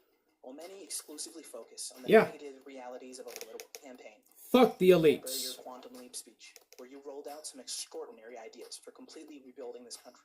Past generations of Americans pursued big dreams and daring projects that once seemed absolutely impossible. They transformed American life with the interstate highway system. Magnificent it was. And they launched a vast network of satellites into orbit all around the earth. But today, our country has lost its boldness. Under my leadership, we will get it back in a very big way. Our objective will be a quantum leap in the American standard of living. We're writing this letter to let you know who we are. We are the Center for Political Innovation. The Center for Political Innovation. The Center for Political Innovation. We are the Center for Political Center for Political We Innovation. are the Center for Political The Innovation. Center for Political The Center Innovation. for Political We Innovation. are the center for political innovation. We're innovationist and anti-imperialist. We are patriotic Americans. You want to see the power of Wall Street and London defeated. And a whole new America rebuilt on new foundations. We exposed Kamala Harris and how dangerous she was back in 2020 with a book called Kamala Harris and the Future of America. The book was on sale for 4 years without incident. Then the very day she became the nominee, on July 22nd, Amazon banned our book without explanation. They did not want people to hear the truth about her awful record. They did not want people to see how she was tied to the regime change apparatus and how she had been carefully groomed by the malevolent forces that ran the Hillary Clinton State Department. Amazon banned our book for 7 days. Banning our book backfired. Many thousands of copies sold from July to November as people hungered for the truth about the woman we called the most dangerous presidential candidate in history. We are proud to have spread the truth about Kamala Harris and who she really is. In the final month before the election, we were on the streets of New York City with a huge banner that said, "Only peace can make America great again." We highlighted what we consider to be your greatest moment in your first term as president when you offered a hand of friendship to North Korea. Our organization gives voice to what the overwhelming majority of Americans want. Jobs, schools, economic development, and, most of all, an end to all the wars. While many of your biggest supporters are tied to Israel, as a matter of basic human morality, you must stop the slaughter in Gaza. As the president, you will have the power to cut off the money. The $18 million of our tax money that goes into Israel every day is $18 million too much. You have the power to stand up to Netanyahu and the Israel lobby. And the overwhelming majority of your supporters will back you in doing so. You can end the war in Ukraine as well, as you have promised to do. Russia is ready to sit down with you and make a deal. You can lift the sanctions that are devaluing the U.S. dollar. you can cut off the billions of dollars in tax money that has been dumped into death and destruction. There's an explosion of economic growth happening in Eurasia right now. China's Belt and Road Initiative, Russia's Eurasian Economic Union, the Shanghai Cooperation Organization, and BRICS are all full of new wealth being generated as people rise out of poverty with electrification, railway, and new living conditions. America can get in on the action, and you can create a legacy of growth and prosperity by pushing to make it happen. That money and technological progress doesn't need to be for everyone but us. A share can come to our communities across the heartland and south that have been devastated by the globalist monopolies. America can join the new world of growth and optimism and leave behind the dying world of globalist bankers. A big step toward making that happen would be fulfilling the vision first put forward by one of Abraham Lincoln's advisors. Build the Peace Bridge, connecting Alaska to the Russian Far East. Building that bridge over the Bering Strait would create millions of jobs and connect the United States to the wave of economic expansion happening in that region. You also have the power to step in and protect Americans from the deep state. You can make Facebook, YouTube, and other social media outlets stop censoring Americans who speak up. You can free Ross Ulbricht. You can free Leonard Peltier. We have paid particular attention to the Uhuru Three: Penny Hess, Jesse Neville, and Omali Yeshitela. Tucker Carlson highlighted their case in his program. As part of the liberal Russia hysteria, they got charged with being foreign agents for their work building economic development among black people in Florida and Missouri. You can pardon them for the absurd conspiracy conviction they received after being acquitted of the primary charge of being Russian agents. You can repeal the absurd Foreign Agents Registration Act, a vaguely worded law used to prosecute those who want to change U.S. foreign policy or do business overseas. We know you can't do this alone. If you do as you have promised, and clash with the deep state and the big monopolies, you'll soon realize that there is one ally you desperately need: the American people. The bulk of the population, those who voted for you because they just can't take it anymore, need to be pushed into action. The American people are like a sleeping lion that can awaken and roar louder than ever when the time is right. The country needs a mass movement. It's happened before, and it will happen again. We defeated the British Empire. We smashed the slaveocracy of plantation owners. We built the labor unions and won women the right to vote. We ended the Vietnam War, and we destroyed legal segregation. The changes that the overwhelming majority of the American people want will not come about as a result of some savior in the White House. No matter how adept of a political leader you might be. The masses of people in their millions are the makers of history. And it will take an upsurge of democratic participation to bring about what this country really needs. Government of action. A government of action. A government of action. A government of action. A government of action. A government of action. To fight for working families. You are in a very important position as arguably the most powerful person in the world right now. President of the United States. We urge you to stop the emerging low-wage police state. We urge you to stop the march towards World War III. We urge you to help energize and mobilize a population to assert their will over the greed of the rich and powerful. We're building a movement of anti-imperialists here in America. People who love their neighborhoods, cities, and communities and see that protecting them is more urgent now than ever. We consistently look to the future optimistically and see many promising possibilities in your re-election. However, as with all politicians, especially presidents, we cannot and will not offer blind support. Our goals are peace and prosperity for all, and we won't hesitate to criticize you if you stand in the way. Millions and millions of working families are counting on you, Donald. Not just here in the U.S., but around the world. Find the strength within yourself and your relationship with God to be the hero the world desperately needs. It may not be your first instinct, and it may even fly in the face of much of what you've said, believed, and even promised. But it is a surefire way to find your name imprinted in the history books for centuries. We train our members to understand the world and how it works. More importantly, how to change things. You will hear a lot from us in the next 4 years. And if and when you stand up to the forces of darkness and empire, We will always have your back. See you at the inauguration. So that's the Center for Political Innovation.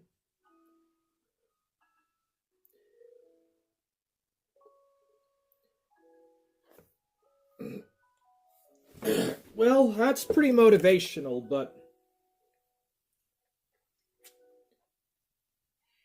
So what we need from you, right, is we need you to get this video everywhere, right? We need this video to be seen by thousands and thousands of people. So what I need you to do is I need you to, if you haven't retweeted it already, you can start by doing that. Please. But anyways, the central message I think that is to be said here is only peace and no more wars for the bankers can truly make America great again. What will make the United States of America great again is to stop sending $18 billion, $18 million to Israel and putting that money on infrastructure projects and projects for peace, such as building new roads, new bridges, new schools, and reforming the outdated education, the outdated health care, the outdated infrastructure. Actually building a country that the poor working classes of this country ought to deserve, and raise their standards of living. Raise our own people out of poverty by giving them affordable housing, affordable health care, affordable homes, affordable hospitals, and to stop fighting wars for the banks. Ever since Rothschild put his money in favor of General Wellington, because he was also sending money to the French at the Battle of Waterloo, and ever since the Rothschilds bought out every one of their shares at the London Stock Exchange when the Duke of Wellington defeated Arthur Wellesley, defeated Napoleon, this world, this planet has been shred into thousands of bloodthirsty wars for these bankers.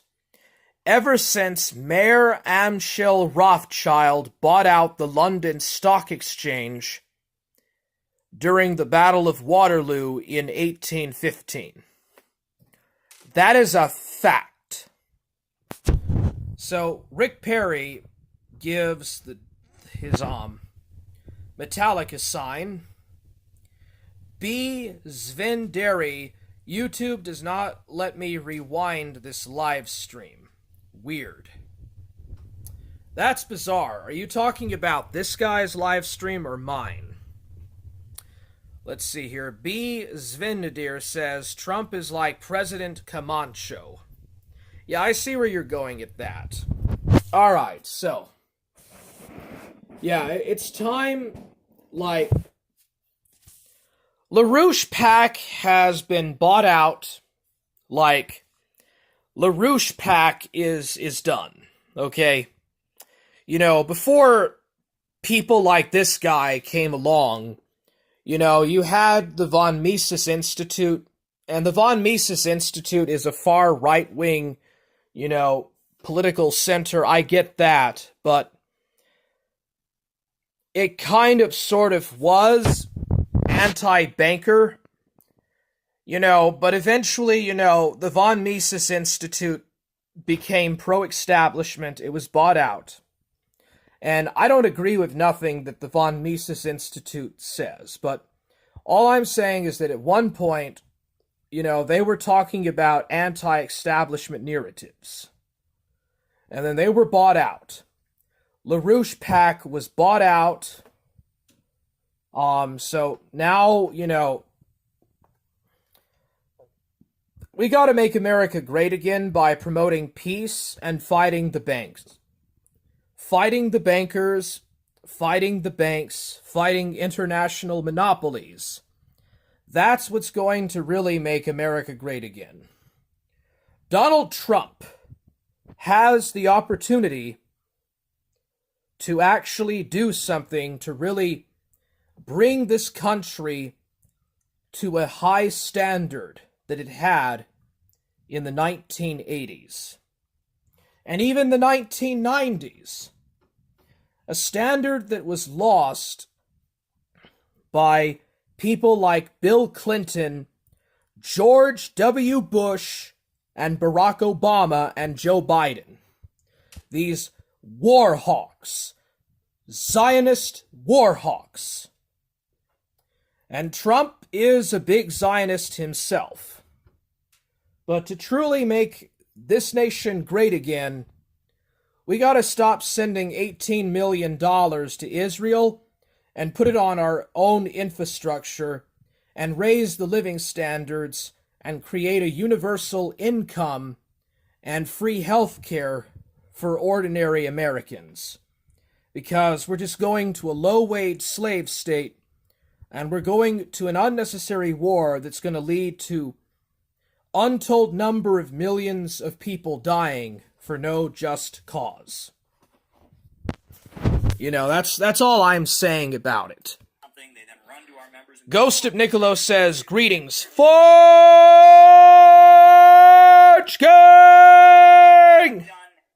Nothing for the Uhuru. Meanwhile, we have been there for them from day one. We have been there for them from day one. And we've been acknowledged. The Uhuru movement has thanked us for being there for them. Rainer Shea just wrote an article. When the left abandoned Uhuru, we were there for them. But that means nothing to these people. It doesn't occur to them that a group of black communists having their homes raided by the FBI and possibly going to prison for 15 years for opposing the war in Ukraine, you might need to do something about it. It doesn't matter to them. And that's why they don't matter. Okay? And I just want you to understand that, right? Some people just don't understand why building a real movement to get real shit done matters, right? And so these people that are, you know, writing stuff online and being all, you know, hoity-toity and complaining, it's like, you do realize they're trying to throw a group of black communists in prison, and you haven't done shit about it, but I guess you're based. Oh, look, I got a bunch of retweets, I'm based.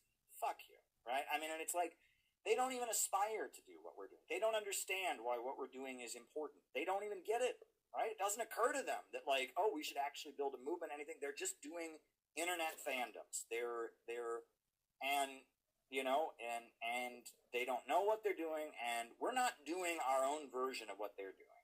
We are doing something completely different. And then again, that's why we're not communists. Because if we're communists, then we're doing our own version of what they're doing. No, we're not. We're doing something completely different. We're trying to oppose imperialism. We're trying to oppose the march toward World War III. We're standing in solidarity with people who are under attack. That's what we're doing, okay? And they are not doing that. And they don't even want to do that. They don't understand why that would be important, right? They've even criticized us in tweets and said, why is that worth doing? Oh, you know? So I'm just trying to get you to understand what we're doing here is very, very important. And these other folks, it doesn't even occur to them that you might need to stand with the Uhuru movement. It doesn't even occur to them that we could actually get anything done. If you look at the list of things that CPI has done, the back of this book, I have a timeline of all of our activities from 2023 and 2024. They don't have a timeline. They don't have a timeline, right? It doesn't even occur to them that you could actually build a real movement. They're just on the internet talking shit, okay? And I'm trying to build this, and like this video that we just did, this is really important, right? And we pulled our organization together, we made it, anyway, so I'm headed down to Florida to support the youth movement. So then we are mobilizing for the inauguration. January 20th is going to be a really important day in American history. Folks, you remember what happened last time Trump got inaugurated. It was crazy. And a lot of Trump supporters are coming to D.C. to support Trump.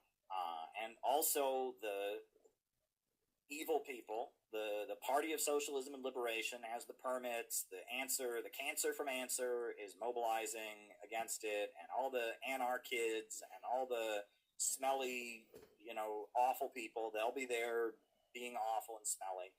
We got to be there and support Trump and support Trump's supporters and spread anti-imperialism. It's really important that we do that. And so we have our big banner of Trump and Kim shaking hands, and we are getting a whole new banner of the Peace Bridge, right? I've talked about the Peace Bridge. This is not what the new banner will look like. This is just a graphic I made of the Peace Bridge, but we're going to get a very fancy banner of the Peace Bridge made, we're going to be highlighting the Peace Bridge, and we are definitely having an event that night. Right? At first, we weren't sure if we were going to have an event that night, but now things are lining up. They are lining up. We're having an event that night in D.C. We're going to have a CPI event in D.C. that night. Everything is lining up for us to do that. So because of that, we're mobilizing.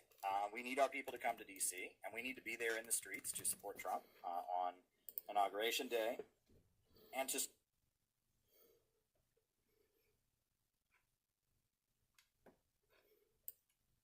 let's see here. Where is that? There we go. Here's something that'll make people like Soberman spurg out endlessly.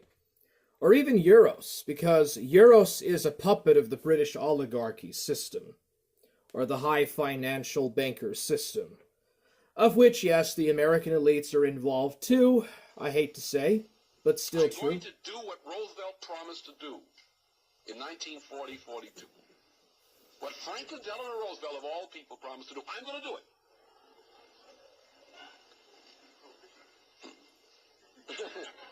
He said, prohibition.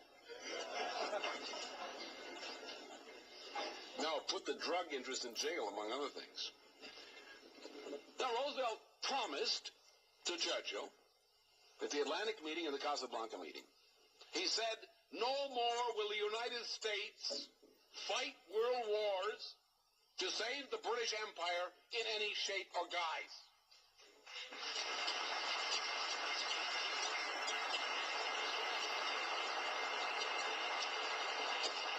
No more will the United States tolerate the British system, whether colonial or neo-colonial.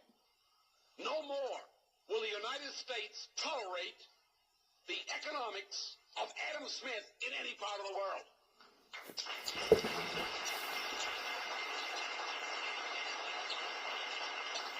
We are going to take this aching, poor, hungry world, and we're going to transform it with American methods. We're going to transform it by export and development of high technology. We're going to have Manhattan projects and NASA projects and every dirigist federally directed scientific Christ program that we deem necessary. You know, some people talk about how many nuclear plants can you build. I understand American methods. If I want to build 10,000 nuclear plants by the year 2000, we'll do it. It can be done. If we putter along the way we'd like to do it, it won't happen. You want to have 50 or 100 nuclear starts a year, we can do it. Just take the table of requirements. We need how many steel plants, how many of this? Build them all, right now. If we have to melt down the neon signs on the whorehouses to do it.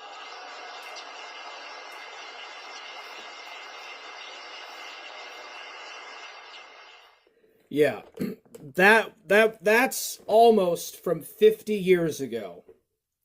That's literally half a century ago, just about. In 2029, that would have been 50 years since Lyndon LaRouche had said that. Now, sadly, the American people have not listened to those wise and incredibly courageous words. Very well spoken and very influential words by the late Lyndon LaRouche. Because Americans are still fighting wars on behalf of the international banking cartel and the British neo-colonial empire that controls all of the major drug cartels and multi-billion-dollar drug corporations. And it's sad. And you see people like Mr. E and Soberman and J Dinks 420, Drunken Serpent and King of Pole, they don't want this channel to exist. They would rather that I pick boogers from my nose, or that I say cringe-ass dumb shit. That's what they want you to see on this channel. But that's not what you're going to see. You're going to see academic, intelligible stuff. Stuff that they don't want you to listen to because they're likely on Intel themselves. They're likely Intel agents, Intel shields. Shields of an international intelligence network.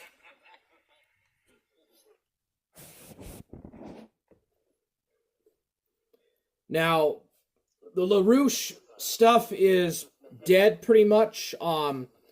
His legacy is still there, so but if you're wondering, it's dead now, but now we can go to this generation's anti-imperialist if fight. you're wondering about the Liberal Democratic Party, so after the fall of the Soviet Union, Yeltsin was the candidate, the favored candidate of U.S. imperialism.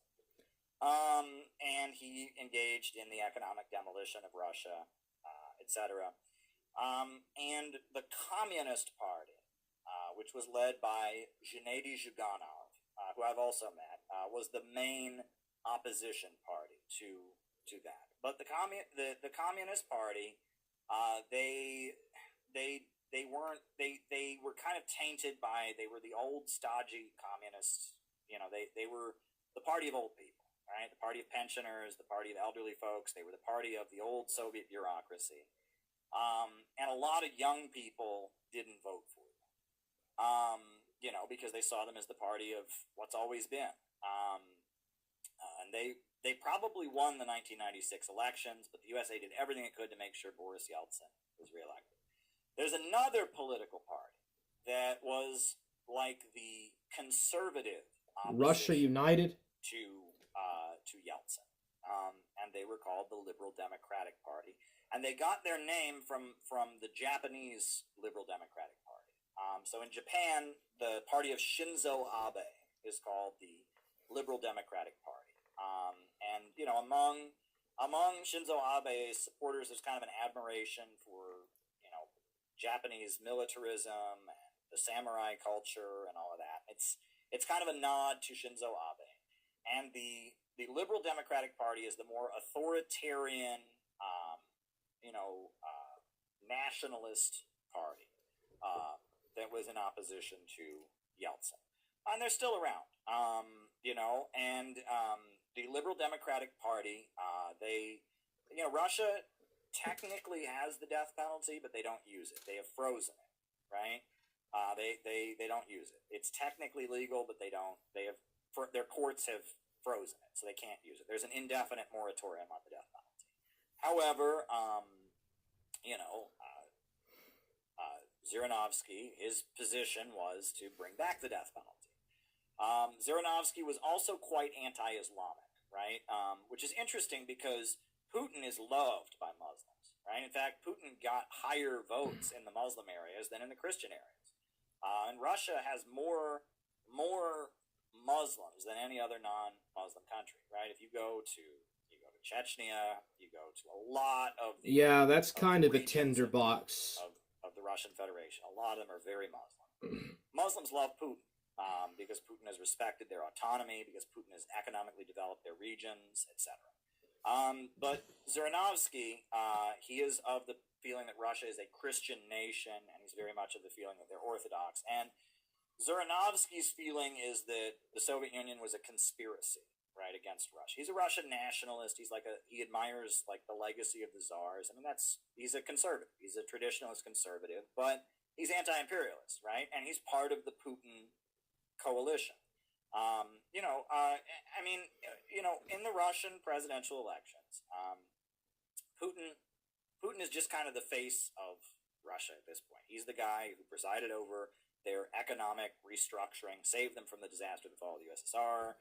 He's, kind of built Russia into what it is today. But there are other political parties.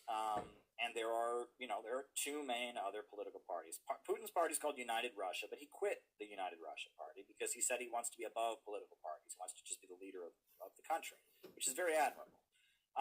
So the United Russia party is the party that Putin created, right? So then there's the Communist Party, and the Communist Party is very much the party that wants social welfare programs, basically. They're anti-imperialist. And they're very massive, and there are many different opinions. There are some people in the Communist Party of Russia that are social democrats, that are not communists but social democrats. There are anarchists in the Communist Party. There are straight-up Marxist-Leninists. The leader, Zhuganov, has converted to Christianity. He's an Orthodox Christian. He gives a Christmas Eve sermon every year about why Christian faith is part of the Russian tradition and stuff like that. That's Zhuganov.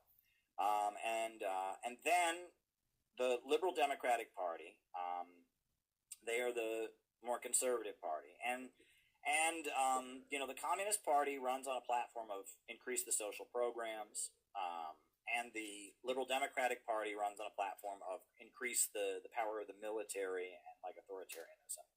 And they represent, there are a lot. Putin's coalition is very big, right? There's a lot of people who support Putin against U.S. imperialism, support what he's done to rebuild Russia, and they don't all agree with each other. And some of them have more Soviet nostalgia. Some of them want more of a welfare state and appreciate Putin's efforts to, increase social spending.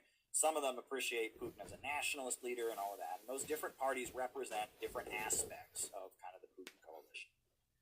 So I hope that answers your question. So there you go. All right, so that was that. And so now I'm going to do super chats. The French government or the French people or both? The French government is an imperialist state, right? And France is an imperialist country. It's a country that is, home to big monopolies that extract super profits from the developing world. And that they're, the French population, there's a lot of people in France that have come from parts of Africa that are colonized, parts of, North Africa, many North African countries were colonized by the French, Tunisia, Algeria. France is a very diverse place, but yes, it is an imperialist country. It's the home of imperialist monopolies. There's a bit of a rivalry at times with U.S. imperialism, but right now it's pretty solidly lined up with U.S. imperialism in its efforts to attack Russia, provoke a confrontation with Russia. There you go. Have you seen the For All Mankind? It's about an alternate world where the Soviet Union reaches the moon first. I haven't seen that, no. And I might find the thing to be entertaining. I could look into it. Overall, I do try to avoid alternate history. People have asked me on these streams, well, Caleb, what would have happened if the Soviet Union hadn't fallen? The Soviet Union fell for a reason. And it's like the butterfly effect, right? It's for the Soviet Union to have not have fallen. So many things would have had to be different that we're talking a completely different reality at that point. Right? And that's one thing that I urge you to not do. A lot of people get caught up in, if only I had done blank in my life. Well, you didn't do blank. And it's not random. Very few things in this world are random. All right? Everything happens for a reason. Right? And I'm not saying that to tell you don't even have to believe it's all part of a divine plan, but the Soviet Union falling happened for a number of very big reasons. Something big like the Soviet Union falling doesn't just happen randomly. So if you want me to imagine an alternate history where the Soviet Union didn't fall, you're trying to get me to imagine a world where so much is different, we're talking about a different world. And people say, well, Caleb, what if you'd been born in this country? Well, if I'd been born in this country, I would have had different parents. I would have grown up speaking a different language. I would have gone to a different school. I would have had a different personality, right? You can't say, well, Caleb, you can't transport me. Oh, well, Caleb, your life would be exactly the same except you're in this other country. No, it doesn't work that way. You have to really be careful of all of that. Everything in your life and everything in history is tied up with everything else in a whole bunch of ways, okay? And that's why alternate history doesn't really work. You can't really do it because there's so many other things that have to change. and that a lot of people get stuck in alternate history. Or if only I'd been born in this time. Well, if you'd been born in that time, a lot of things in your life would have been different. The way you see yourself, no. If only I'd been born in that time. No, it's not how it works. You can't do that because everything would have been different. And that's what a lot of people don't get. And that there's a lot of, they call them brain worms. I hate to use that because of RFK and all of that, but it's like things you get stuck on that are just like loops. They're like loops in thinking that there's no answer. What if I had been born in this time? Well, there's no answer to that question, because for you to have been born in this other time, your entire personality would be different. You would have had different parents. You would have been born you'd be a totally different person. So you don't know what that would have been like, right? It's not like you would have been you just in a different time. No, it's not how it works, right? Or people say, what's another one? Well, they make plans that are not realistic. They have no. This is a huge pet peeve of mine, right? When people make plans, they have absolutely no realistic vision for putting into practice. I do not understand that. Why? What's the point? What are we doing here? What are we doing here? Right? I mean, if I'm making a plan, it's because I want to put it into practice. And if in the process of making the plan, I realize I can't put it into practice, I abandon the plan, right? I don't sit here and go, what if I became an Olympic skier? I don't do that. And a lot of people do that, and I do not understand it. You're free to think whatever you want. You're free to believe whatever you want. But when people sit there and they make plans that are in no way realistic, and they know they're in no way realistic, but they're just kind of like daydreaming. I don't get it. I really don't. You're free to do that if you want, but I find that sounds like and Euros. I feel like that leads to depression. Because you're sitting there, you're not thinking about realistic plans to change your life. You're thinking about things that you're not going to do, and so it just makes you more disappointed with how your life is. And I really urge people not to do that. It's hard to make a realistic plan and put it into practice. It's very hard to do. But that is the nature of humanity. Look, this video is a great example. What did we do? Right? We had a plan. We made a plan. Peter Coffin and myself, we made a plan to make this video. So what did we do? We then found members of CPI. And members of CPI stepped up to the plate and thank you to all of them. And they recorded the video. And then Peter Coffin edited the video. And then the video was published. We made a plan and we put it into action. That's success. That's what being a successful person means. You have the idea. You think, how can I do this with what I've got, with what I have? What can I realistically do? And then you go out and do it, and you learn from it about things that went wrong, things that could have gone more smoothly, etc. You learn from what you did, and you do better next time. Right? And you improve on it, and you gradually you expand your abilities. You say, I did this. Let's take it to another level. Let's try something even more ambitious, right? But this is the process of life, right? You think, oh, I could get this job. Well, maybe I could get this even better job. And, you go to the interview. I mean, it's like this is what being a human is like, existing in this world. You're constantly learning what your abilities are. You're constantly testing your abilities. You're constantly figuring out, what am I capable of doing? What am I not capable of doing? What pushes me too far? And you're constantly challenging yourself, right? And saying, okay, I did this. Let's see here. Ghost of Niccolo says, Putin has said that the UK is involved with the Ukraine. Not looking good for soy Birchu. Well, all of these different imperialist so-called first world countries, which most of these first world countries have such a old and bad infrastructure, and it's like it's these developing countries that have newer infrastructures. And it's really fascinating how the legacy brand countries are starting to fall behind. And America has such a opportunity that it's probably not going to take, sadly. But we'll see what happens. Trump has 4 years in there. We'll see what he does. But the United Kingdom is just impoverished. The UK is becoming more impoverished. Most of the wealthy elites or bureaucratic elites are leaving the UK. And, like, the UK is just a bad place to live. It's much worser to live there than in the United States, or even Canada, or even Australia. As hard as that is to say, the UK is the worst place to be. They're also a lot closer to what's happening in the Ukraine than we are. Like, at least we're protected by two oceans. At least the United States is surrounded by two massive oceans. And the UK, they just don't have that. But, yeah, Soberman is just a fuckwit, low-functioning, you know what I mean, fuck it all. Like, that guy just stutters. In the Discord call, he just randomly stutters.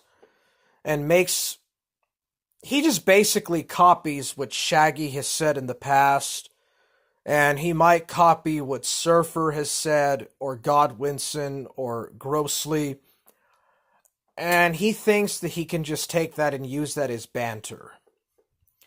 And then Dee Dee will pop in, and this is my problem with Dee Dee, she changes the subject. She literally tries to intervene like she is Sorberchu's mother, and she changes the subject. I don't care if he dies on the front line with Russia. Rick Perry could probably end up getting conscripted as well, if his country goes to war. Sebastian Moran, I hope he's okay. But who in the heck is B. Vendare? Who is B. Vendare? He claims that he can't rewind my stream or something. I don't know if it's hard for you to comprehend, but this is not a VHS tape. There's Rick Perry. How's the culture wars going on Instagram, Rick Perry? How's the social justice going that you, already have? You're just basically, you're like a typical woke Tumblr person, and you're just fighting irrelevant culture wars. What about the massive poverty problems that the working class in your country has to face? Aren't you concerned about the day-to-day struggles of people that are homeless or can't afford to even get food and stuff? Wouldn't you be more concerned about, legitimate problems and issues in the United Kingdom than fighting a culture war? And don't try to get me canceled. These cringe-ass leftists tried to cancel this guy, and he's still there, so try to cancel me as a white supremacist. Because I said, you're fighting an irrelevant culture war.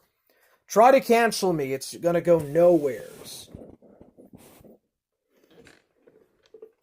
Native Americans, there's a lot of, they've suffered quite a bit.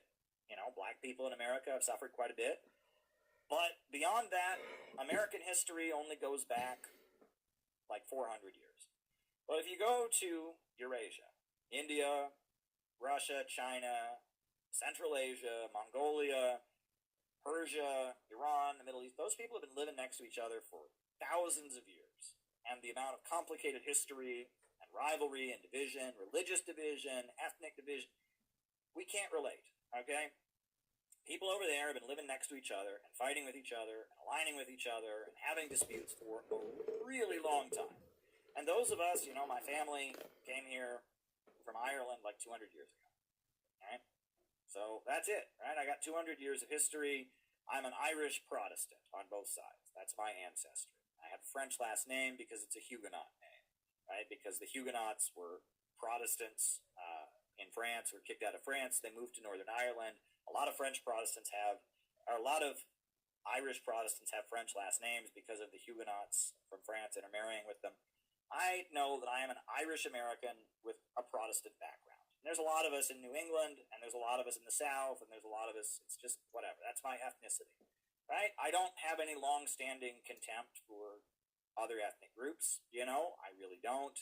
I am not an Irish.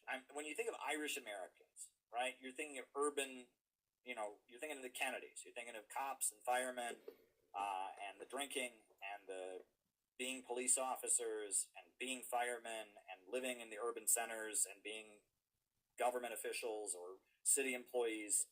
And that's not my heritage. It's just not who I am. I am Irish, and I look like those people. I got red hair and all that. But that's a different ethnicity. That's just even though we're from the same island, we're a little bit different. But other than that, I really don't have that much of an ethnic identity. You know what I'm saying?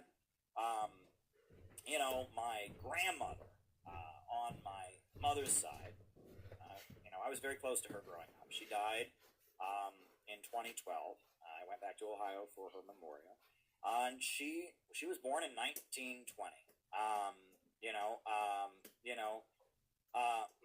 And I remember she said to me that her first political memory was in 1928 when Al Smith was running for president. And she went around to all her friends at school and said, "Don't vote for Al Smith. He's a Catholic." Right? Because her family at that time in 1928, they hated Catholics in Ohio. I guess Protestant people in Ohio hated Catholics. And so she grew up hearing that Catholics were bad in 1928. Other than that, right, and that's like my grandmother, and she obviously didn't feel that way. She had many Catholic friends, and my grandmother even supported Irish, unification, because she said there needed to be a Catholic country.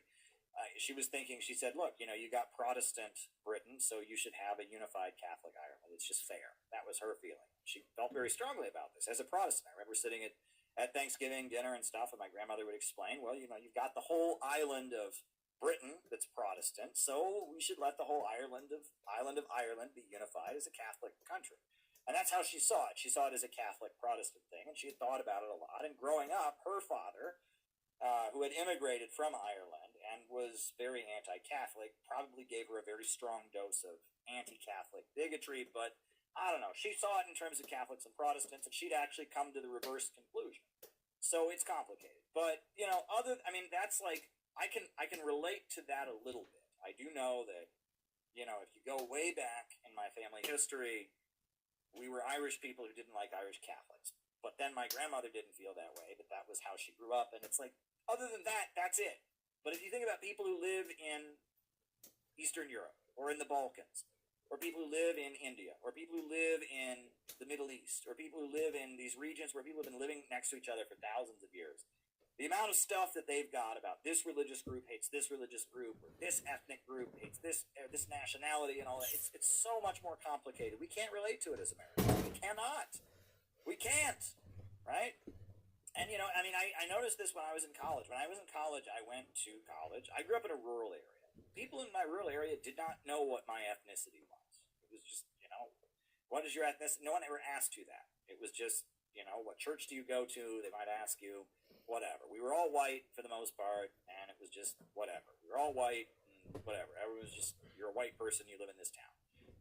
There was probably racism against people who weren't white. I shouldn't say probably, there definitely was. But other than that, you're a white person, you live in this town. No one asked any questions. When I moved to Cleveland, though, and went to college, I noticed that there were people at my college that were Irish. There were people at my college who were Slavic, Eastern European. There were people at my college that were Italian. And that everyone wanted to know about people's ethnic groups.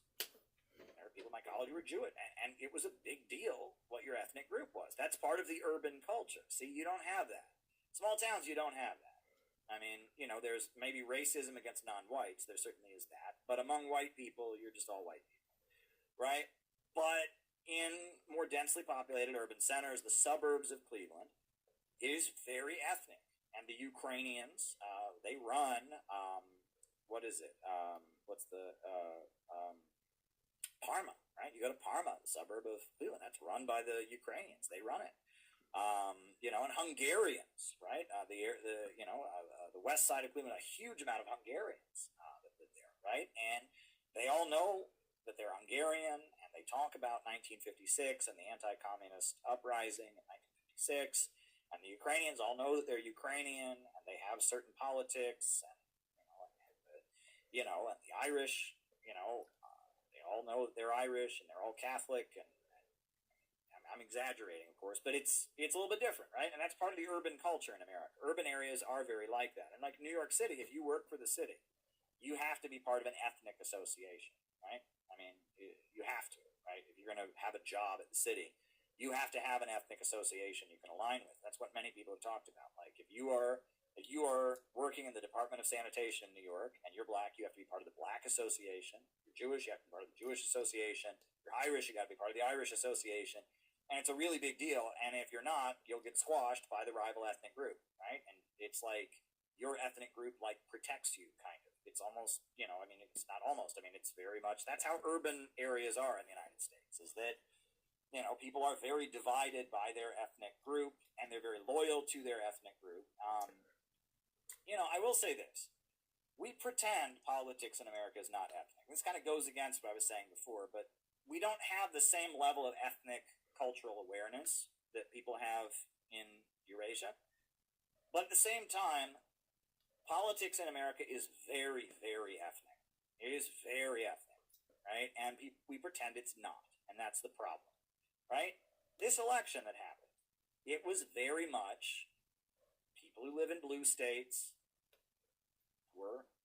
it was upper middle class white people, and African Americans and non-white people against working class white people. Now, that changed. A lot of black people voted for Trump. A lot of Muslims voted for Trump. It's complicated. But the way U.S. politics kind of lines up is you have kind of wealthier liberal white people and ethnic minorities, and you have working class white people. Working class white people are the right wing.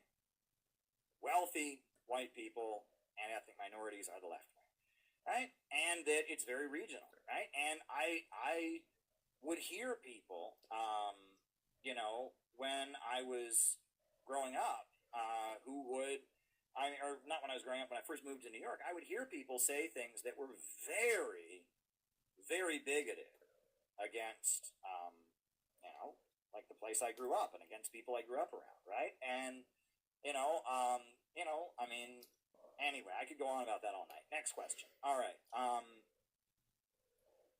Reports say that Biden, Hillary, and Harris administration has planted seeds of imperialism, terrorism, and fascism in the Middle East. Profiting imperialism.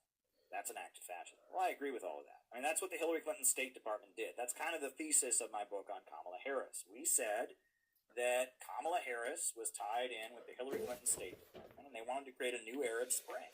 And that what the Arab Spring did, the results of the Arab Spring, were the destruction of Libya, the most prosperous country on the African continent, the Syrian civil war, the rise of ISIS, the overthrowing of the Honduran government, and the spreading of drug cartels and narco chaos in Honduras. The Hillary Clinton State Department was tied in with the regime change apparatus in the Silicon Valley, and they destroyed thousands and thousands of lives, and they created a huge amount of chaos. And that there's a number of people in the Pentagon who were determined to make sure that did not happen again.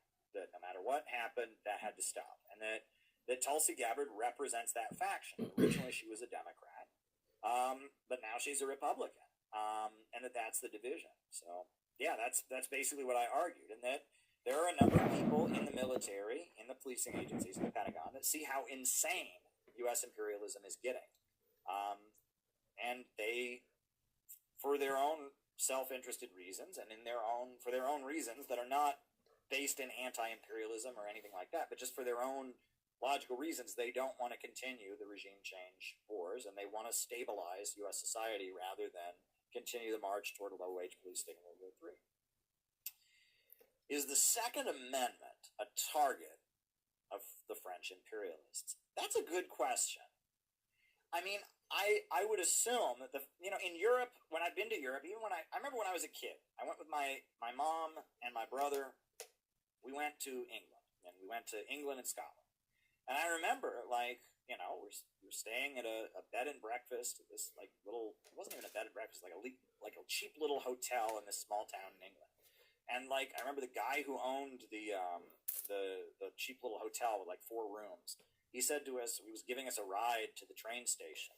And he said, "Do you have any arms?" They're like, "Arms? Do we have any arms?" He said, "No, arms." I'm thinking, yeah, I've got some arms. No, and he's like, "No, arms." Like, he meant guns, right? And he was explaining about how in Britain they're just horrified that Americans have arms, right? Guns. And if you go to Europe, a lot of them are just like, why in the world do you guys have guns? It doesn't make any sense to us. We don't need guns. And it's just, they kind of think it's like we're like barbarians. Like, why do we, you're off that with your arms. Arms? Why do you have arms? Right? Citizens militia. It's interesting. At one point in my life, I was all about... Oh, sorry. I was adamant that we must oppose gun control, Marx opposed gun control. The communists historically have always opposed gun control because it's used to disarm the workers. And Karl Marx even wrote a piece against gun control because he said workers should have the right to own guns. And then, the gun violence is kind of out of control, I will say. Lines with guns. And the anti-labor, mobilizations, the fascists were used to attack them, and the question is, do you depend on the police to protect you from strike breakers? No, you form your own militia. And then in the 1960s, black people defended themselves with guns, right? And that was a big question. That's the whole reason the Black Panthers were formed, basically, was they were saying, as black people, we should defend ourselves with guns. We can't expect the government to defend us. We should carry our own firearms. It was the Black Panther Party for Self-Defense. And before that, there was the Deacons for Defense, and there was Robert F. Williams and all of that. So, I joined the communist group I was in for many years, and they were opposed to gun control. And so I was very adamant and fired up about that for a long time. But then the school shooting thing happened, and I was not in the communist group anymore, and I knew a lot of parents that are very triggered. They're very afraid of their kids getting killed in school shootings. Well, Understandable. I can understand that, right? And the school shooting thing doesn't fit, right? It's one thing saying, oh, we should protect ourselves from fascists. One thing saying we should protect our picket line from strike breakers, but the school shooting things, these are just people going crazy. This is mass murder by insane, crazy people. That's what that is. Yeah. And don't tell me otherwise. And yes, a lot of these insane young white men who do that, they do get into Nazi stuff on the internet because it's part of their insanity. But it's not a political act. They kill mostly other white people.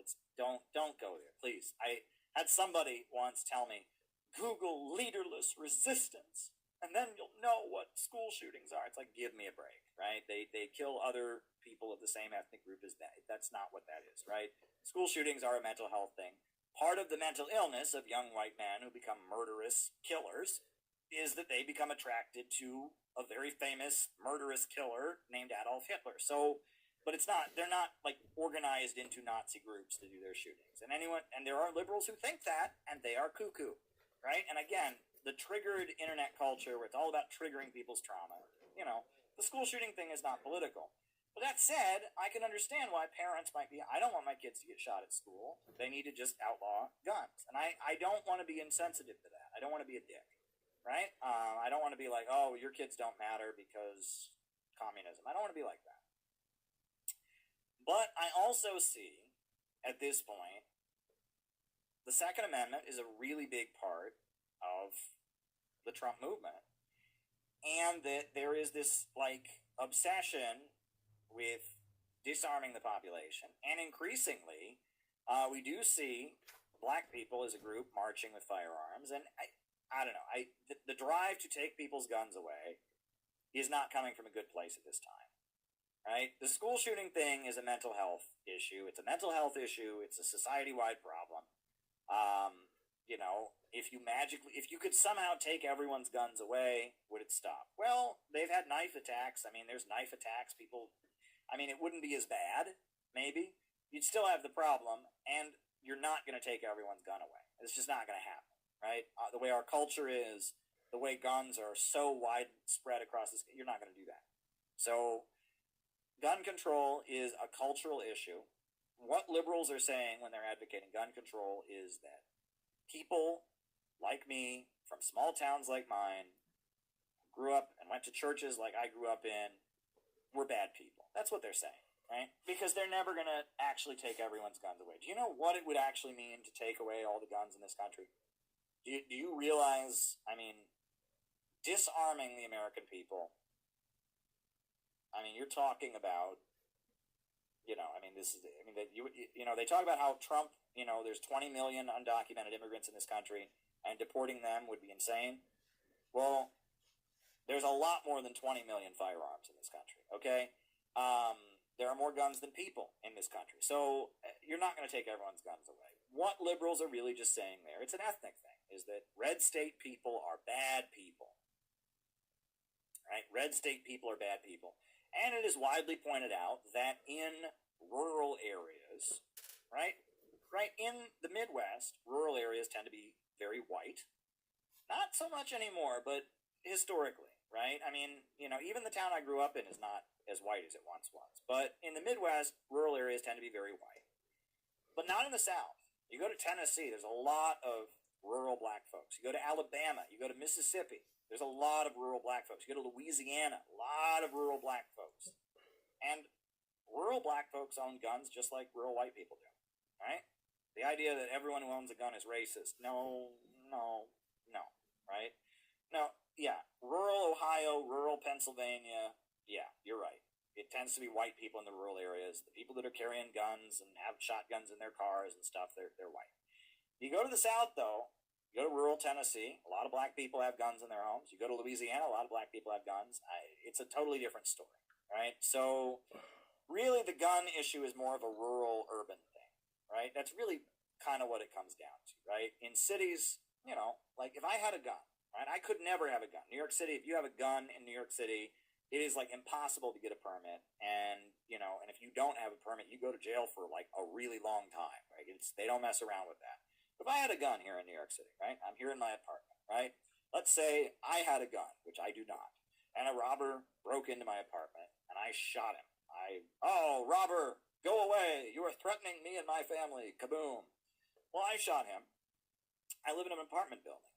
The bullet then goes through the wall and it goes through about 10 other apartments. And then it keeps going and it goes through another apartment building. It's a different situation, okay? Like, you know, if I shot a robber who broke into my apartment, there's a good chance I could kill multiple other people. At the very least, I would do a huge amount of property damage, right? That, I mean, you know, the kind of guns that they have in the United States, they pack a pretty strong punch. And that bullet, it doesn't just shoot the robber. It goes through the robber. It goes through the wall of your building. It goes through the wall of the next building. It goes through the wall of the next building. It's like, you know, in New York City, you know, I mean, yeah, it's good to have your gun to prevent the robber from coming in, but if you shoot that robber, you're shooting, you know, 10 different buildings. I mean, it's like the population is so crammed in, and we're all living in apartment buildings and all of that, and, you know, I mean, bullets can go through brick walls. I mean, anyway, I mean, it's a different situation, right? And the other thing, though, it's worth pointing out, let's just point this out, there's loads of guns in New York City. Even though gun ownership is completely illegal in New York City, there's loads of guns. And do you know what the main gun control policy that they used to have in New York City was? What was gun control in New York City? Stop and frisk. And that I went to protests against stop and frisk. I was a very, very small part, very, very small part of the protest movement that eventually ended the stop and frisk policy. But, you know, the Constitution of the United States says you have the right to not be searched randomly. You can only be searched if there's a search warrant. But for years in New York City, Mayor Bloomberg decided that just didn't apply to black people in New York City. And it was black people. It wasn't white people. I was never stopped and frisked. Ever. But it did apply only to, basically, in Harlem and in the Bronx and, you know, in certain parts of Brooklyn and other things, they would randomly grab people and search them for guns. You know, and it was a very degrading thing. Yes, it's very degrading, but not as degrading as drunken surfer trying to grab Andy Worski by the balls and PPP getting envious by that. They had this thing called stop and frisk, or stop question frisk, where they could just randomly search people for guns. anywhere in the city. And it was like, oh, we can't have guns, we got to keep people safe. It was a gun control policy. It was completely unconstitutional. Completely unconstitutional. And it only applied to black people. It was only black people who got searched, right? They weren't searching other people. It was black people. They were searching black people. I've never been stopped and frisked. They did it in black neighborhoods. They did it to black people. It was an anti-black policy. It was to degrade and humiliate black people. That was really all it was. It was to terrorize and degrade and humiliate black people. And I'm glad they got rid of it. It was an awful policy, and the courts finally stepped in and said, yeah, that does kind of violate the Constitution. Well, no shit. Where was the NRA on that? I mean, all the libertarian NRA groups should have been all over that. It was absolutely unconstitutional. But also the liberals should have gone, oh, that's called gun control. The liberals were wrong. They all want gun control. We had this great gun control policy here in New York. There was still plenty of shootings, number one. And it was a racist policy. It was about, the NYPD terrorizing black people. So there was that. And then on top of that, you had the NRA groups that would normally be the biggest defenders of gun rights. They didn't say anything about it. They were fine with random black people being searched. Well, both sides kind of revealed their hypocrisy around the stop and frisk debate. Liberals were very against it, but, they didn't want to acknowledge that it's a gun control policy. Conservatives didn't say anything about it, even though it was a gun control policy. It was all around. No, people tell me, that back in like the 1950s and early 60s in New York City, the Catholic high schools in this city would have rifle clubs, right? And it was apparently allowed. High school aged boys that weren't even adults would take their rifle onto the subway to take it to school, to put it in their locker for when they would then go shooting after school with the rifle club. Can you believe this? Apparently that happened, right? That's how, even in New York City, gun control was pretty non-existent, right? And you live in New York City, you lived in Brooklyn, you lived in the Bronx, and, today after school, the rifle club is going to drive us to a shooting range upstate, so I take my rifle, get on the subway I take my rifle on the subway, and I take my rifle to school, put it in my locker for the day, and then we load up into a teacher's car and we drive to the shooting range after school. And that happened at Catholic high schools. Can you believe this? I find that very hard to believe, but apparently that's the way things were at that point. But there you go. There you go. Right? The culture has changed. Right? Right? So there you go. All right. Jesus fought monarchism, slavery, injustice, exploitations, inhumanity. Jesus fought the cruelty of Egyptian and Roman Empire. That's an act of the revolutionary USA. Don't need wars. I would agree. Jesus was a champion of the downtrodden. He was an opponent of the rich and powerful. He fought for the oppressed, etc. So there you go. There you go. I agree with you. And sometimes we get very religious on these streams, but I'm sure we will get religious once again. I gave a talk about Jeremiah that I cut. It's going to premiere on Monday. It's going to premiere on Monday, so as a standalone video.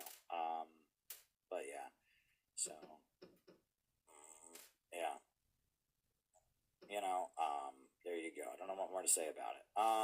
But there you go. I agree with you. Jesus was a champion of the oppressed. Jesus fought against the rich and powerful, stood for justice. There you go. Yeah. I understand that we don't have a defined religion, but a Christian, Jews, and even now Hindus... Meanwhile, Rick Perry is fighting irrelevant culture wars. Meanwhile, people like Rick Perry are talking about how they're Christian and Jews, and that they're fighting irrelevant culture wars. And Jesus was literally put to death for fighting slavery and oppression. And Rick Perry is trying to use that message to push, some kind of irrelevant culture war that technically has already been won. Let's see here. Rick Perry says that he is a hard man. Cool Tactic says, hey, Ghost. Oh, there's the dub head, Cool Tactic. Yo, Cool Tactic. Are you a dub head? Do you think that Daima and Super don't apply? Because you sound like a dub head. Okay, you only watch the dub of Z. So, Z is the only thing that matters. And I can literally find you sketches of Dragon Ball episode 154, and it has a sketch of Piccolo confronting Raditz on the cliffs. That's actually a real thing. You Z-onlyist dubhead. So, Cool Tactic Dubhead says, hey, Ghost. Rick Perry the Troon says, prepping is important. My kitchen is like a shop. I'm amazed I have amassed so much canned meats. You've literally gone Soviet. You've gone full-blown Soviet with the canned foods, Comrade Rick Perry. Ghost of the Wigolo, Ghost of Gigolos, Ghost of Gigolos says,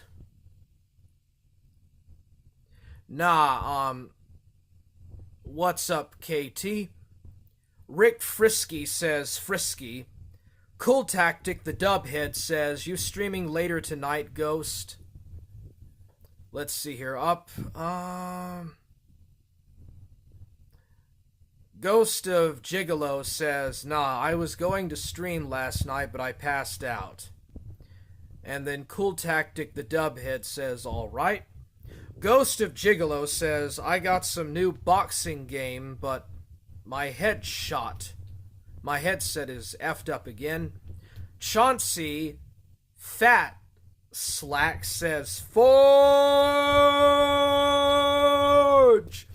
Ghost of Wigolo, Ghost of Gigolo says, there you go.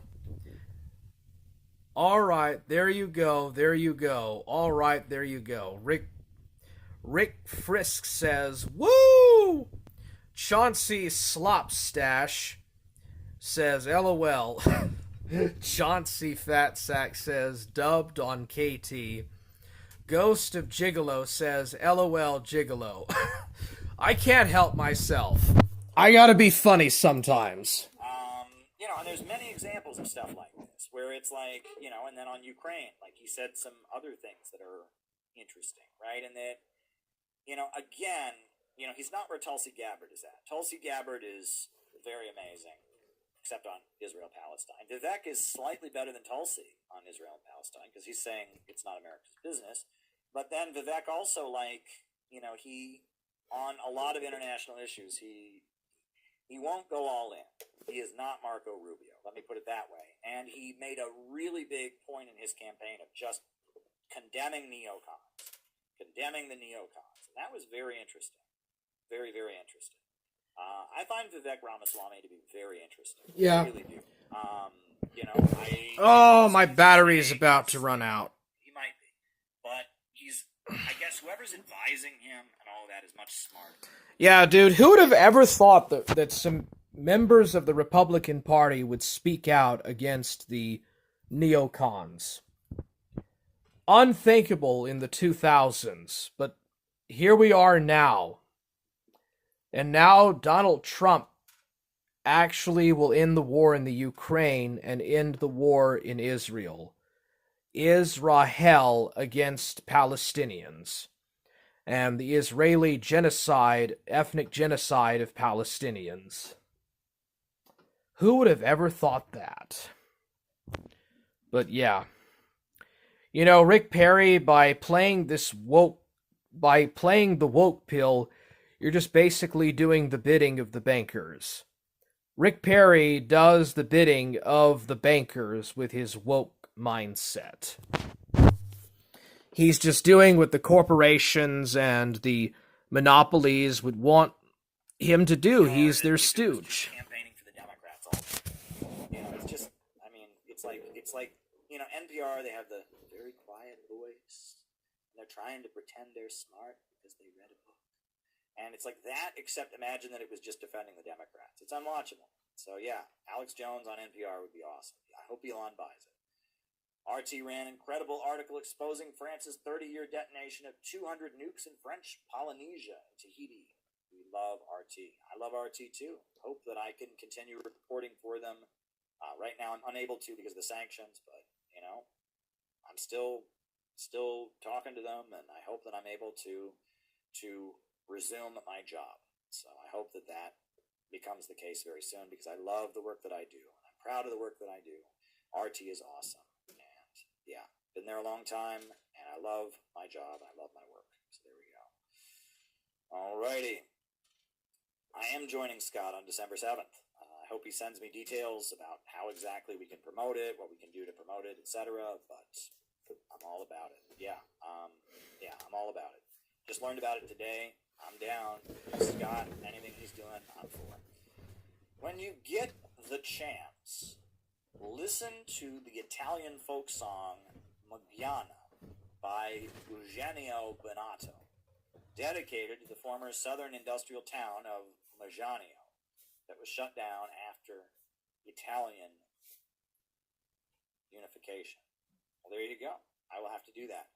Being an American and a non-Italian speaker, the only Italian folk song that I know is Finicoli Funicola.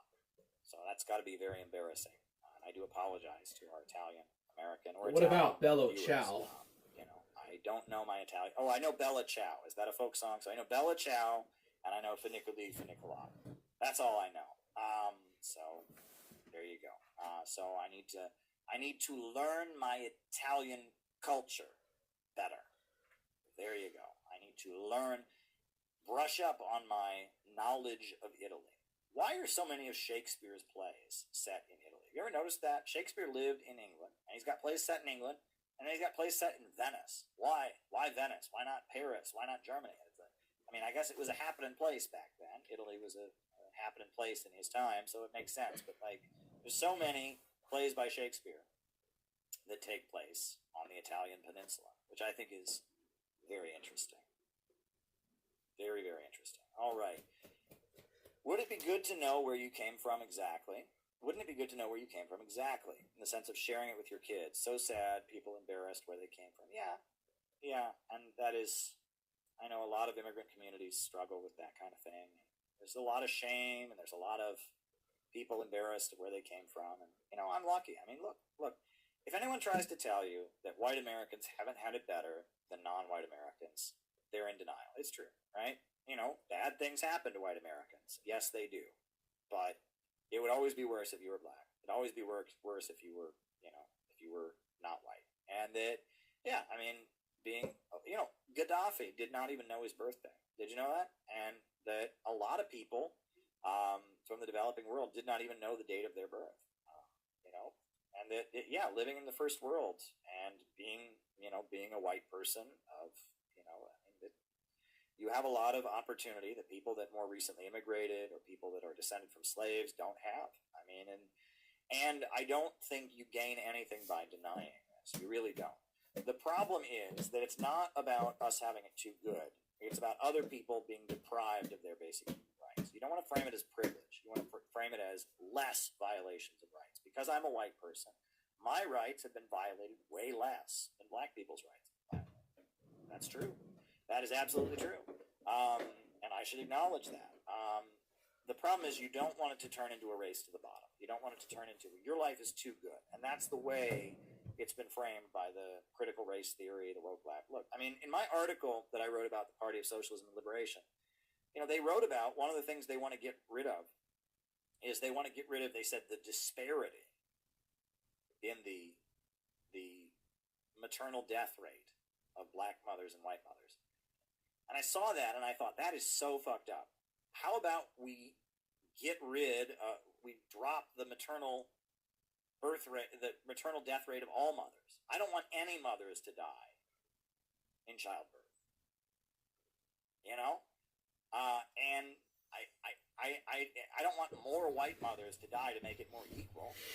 And they don't want that either. But the fact that they framed it that way, they're not talking to people about how can we raise up everybody with rational. Alright, so my battery is about to die. Isn't this demographic? They should be mad at this other demographic. And that when I saw that in their official election platform. My battery is about to go out, so let's go ahead and read this. Interdimensional Lizard says the Venetian Republic had a lot of political intrigue. Good potential for stories about assassinations and so on. Did you know that the word assassination has an Arabic origin? Ghost of Gigolo says, why does no one ever talk about white people coming from the Middle East? And then Rick Perry says, Venetian merchants will merch. Yes, Rick Perry. Les merchants. Les merchants. Alright, so my battery's about to die, otherwise I would just keep going on. Who the heck is Justin Bateman? Sounds like some guy from the movie Psycho. So, Ghost of Gigolo says he's gonna stream later. And, you know, white people have had bad stuff happen to them too. I understand that, like, the minorities are less, have less advantage, but I mean, come on, dude. Most of the target of the woke left is to white people, specifically the white working class, and it is the non-college going white working class that are having the most fucking hardest time. And maybe black people and some Hispanics too, but let's just get real. Chauncey Fatsack says, great stream, Warhammer. Interdimensional Lizard says, from the Arabic, Hashashin, meaning eaters of hashish. Hashish. Well, there you go. People historically have been smoking marijuana for thousands of years. It's not just some 1960s hippie thing. Chauncey Fatsack says, Les Merchant Configuration. Chauncey Fatsack says, Hellraiser. Oh, is that a quote from Hellraiser? Chauncey Fatsack says, Rick Pervert Perry is a Cenobite trying to free the Leviathan. That might actually be a thing. That might actually be it. Rick Perry's definitely supporting a mildly wokist agenda. And while he might not be totally brain dead like some of these other types, like, damn. Well, dude, I mean, Southern Israelite is probably one of the biggest posers, and you've quoted pseudo-scientific stuff from Southern Israelite. And he's like one of the biggest posers I've ever seen. Chauncey Fatsack says, the French guy built the boxes. Dude, the French for 200 years have just had their culture just blown out by this revolutionary mindset that they adopted. And even the American people have adopted this kind of this, more so Girondin than Jacobin thing, but like, that Jacobin Girondin mindset dichotomy has got to get fixed. Like, we gotta break out of this mindset. But anyways, let's see here. His name was Le Merchant. Well, that means the merchant. So it just goes to show just how actually so-called French that merchant was. There's more there than meets the eye. Ghost of Wigolo says, I sent an entire documentary exposing Jay Dyer, the controlled opposition. Good. Yeah, Jay Dyer is like this cringe-ass ortho bro guy. And Jeem Apologetics looks up to him in Southern Israelite. And you know, if Jeem continues to be influenced by these posers, then Jeem is going to turn into a poser himself. He's just going to be another fake poser, basically grifting off of YouTube super chats, if he's not already like that. So Hidden Name says the revolutionary spirit. Yeah. Well, America was founded on a revolution. We were founded as a revolutionary nation. Something that during the Cold War they tried to puffer out because, you know, we were supposedly fighting the communists. Reality, we were fighting wars for the bankers. We have been since the Battle of Waterloo and Mayor Amschel's Rothschild. And, like, the banks have bought us out. We're going to a low-wage slave state if Donald Trump doesn't change anything. Ghost of Niccolo says, I can't believe people actually pay him just to read Wikipedia articles and somehow that's esoteric knowledge. That's exactly what I pointed out. And like, say what you will about Southern Israelite, but he does at least try to put up some more effort by reading obscure Internet Archive stuff. So, Southern Israelite has that one up on Jay Dyer, and that's about it. Okay, so I am Imperator of Forge. Thank you for watching, and have a peaceful, awesome day. Enjoy the rest of your weekend. Forge Gang Radio!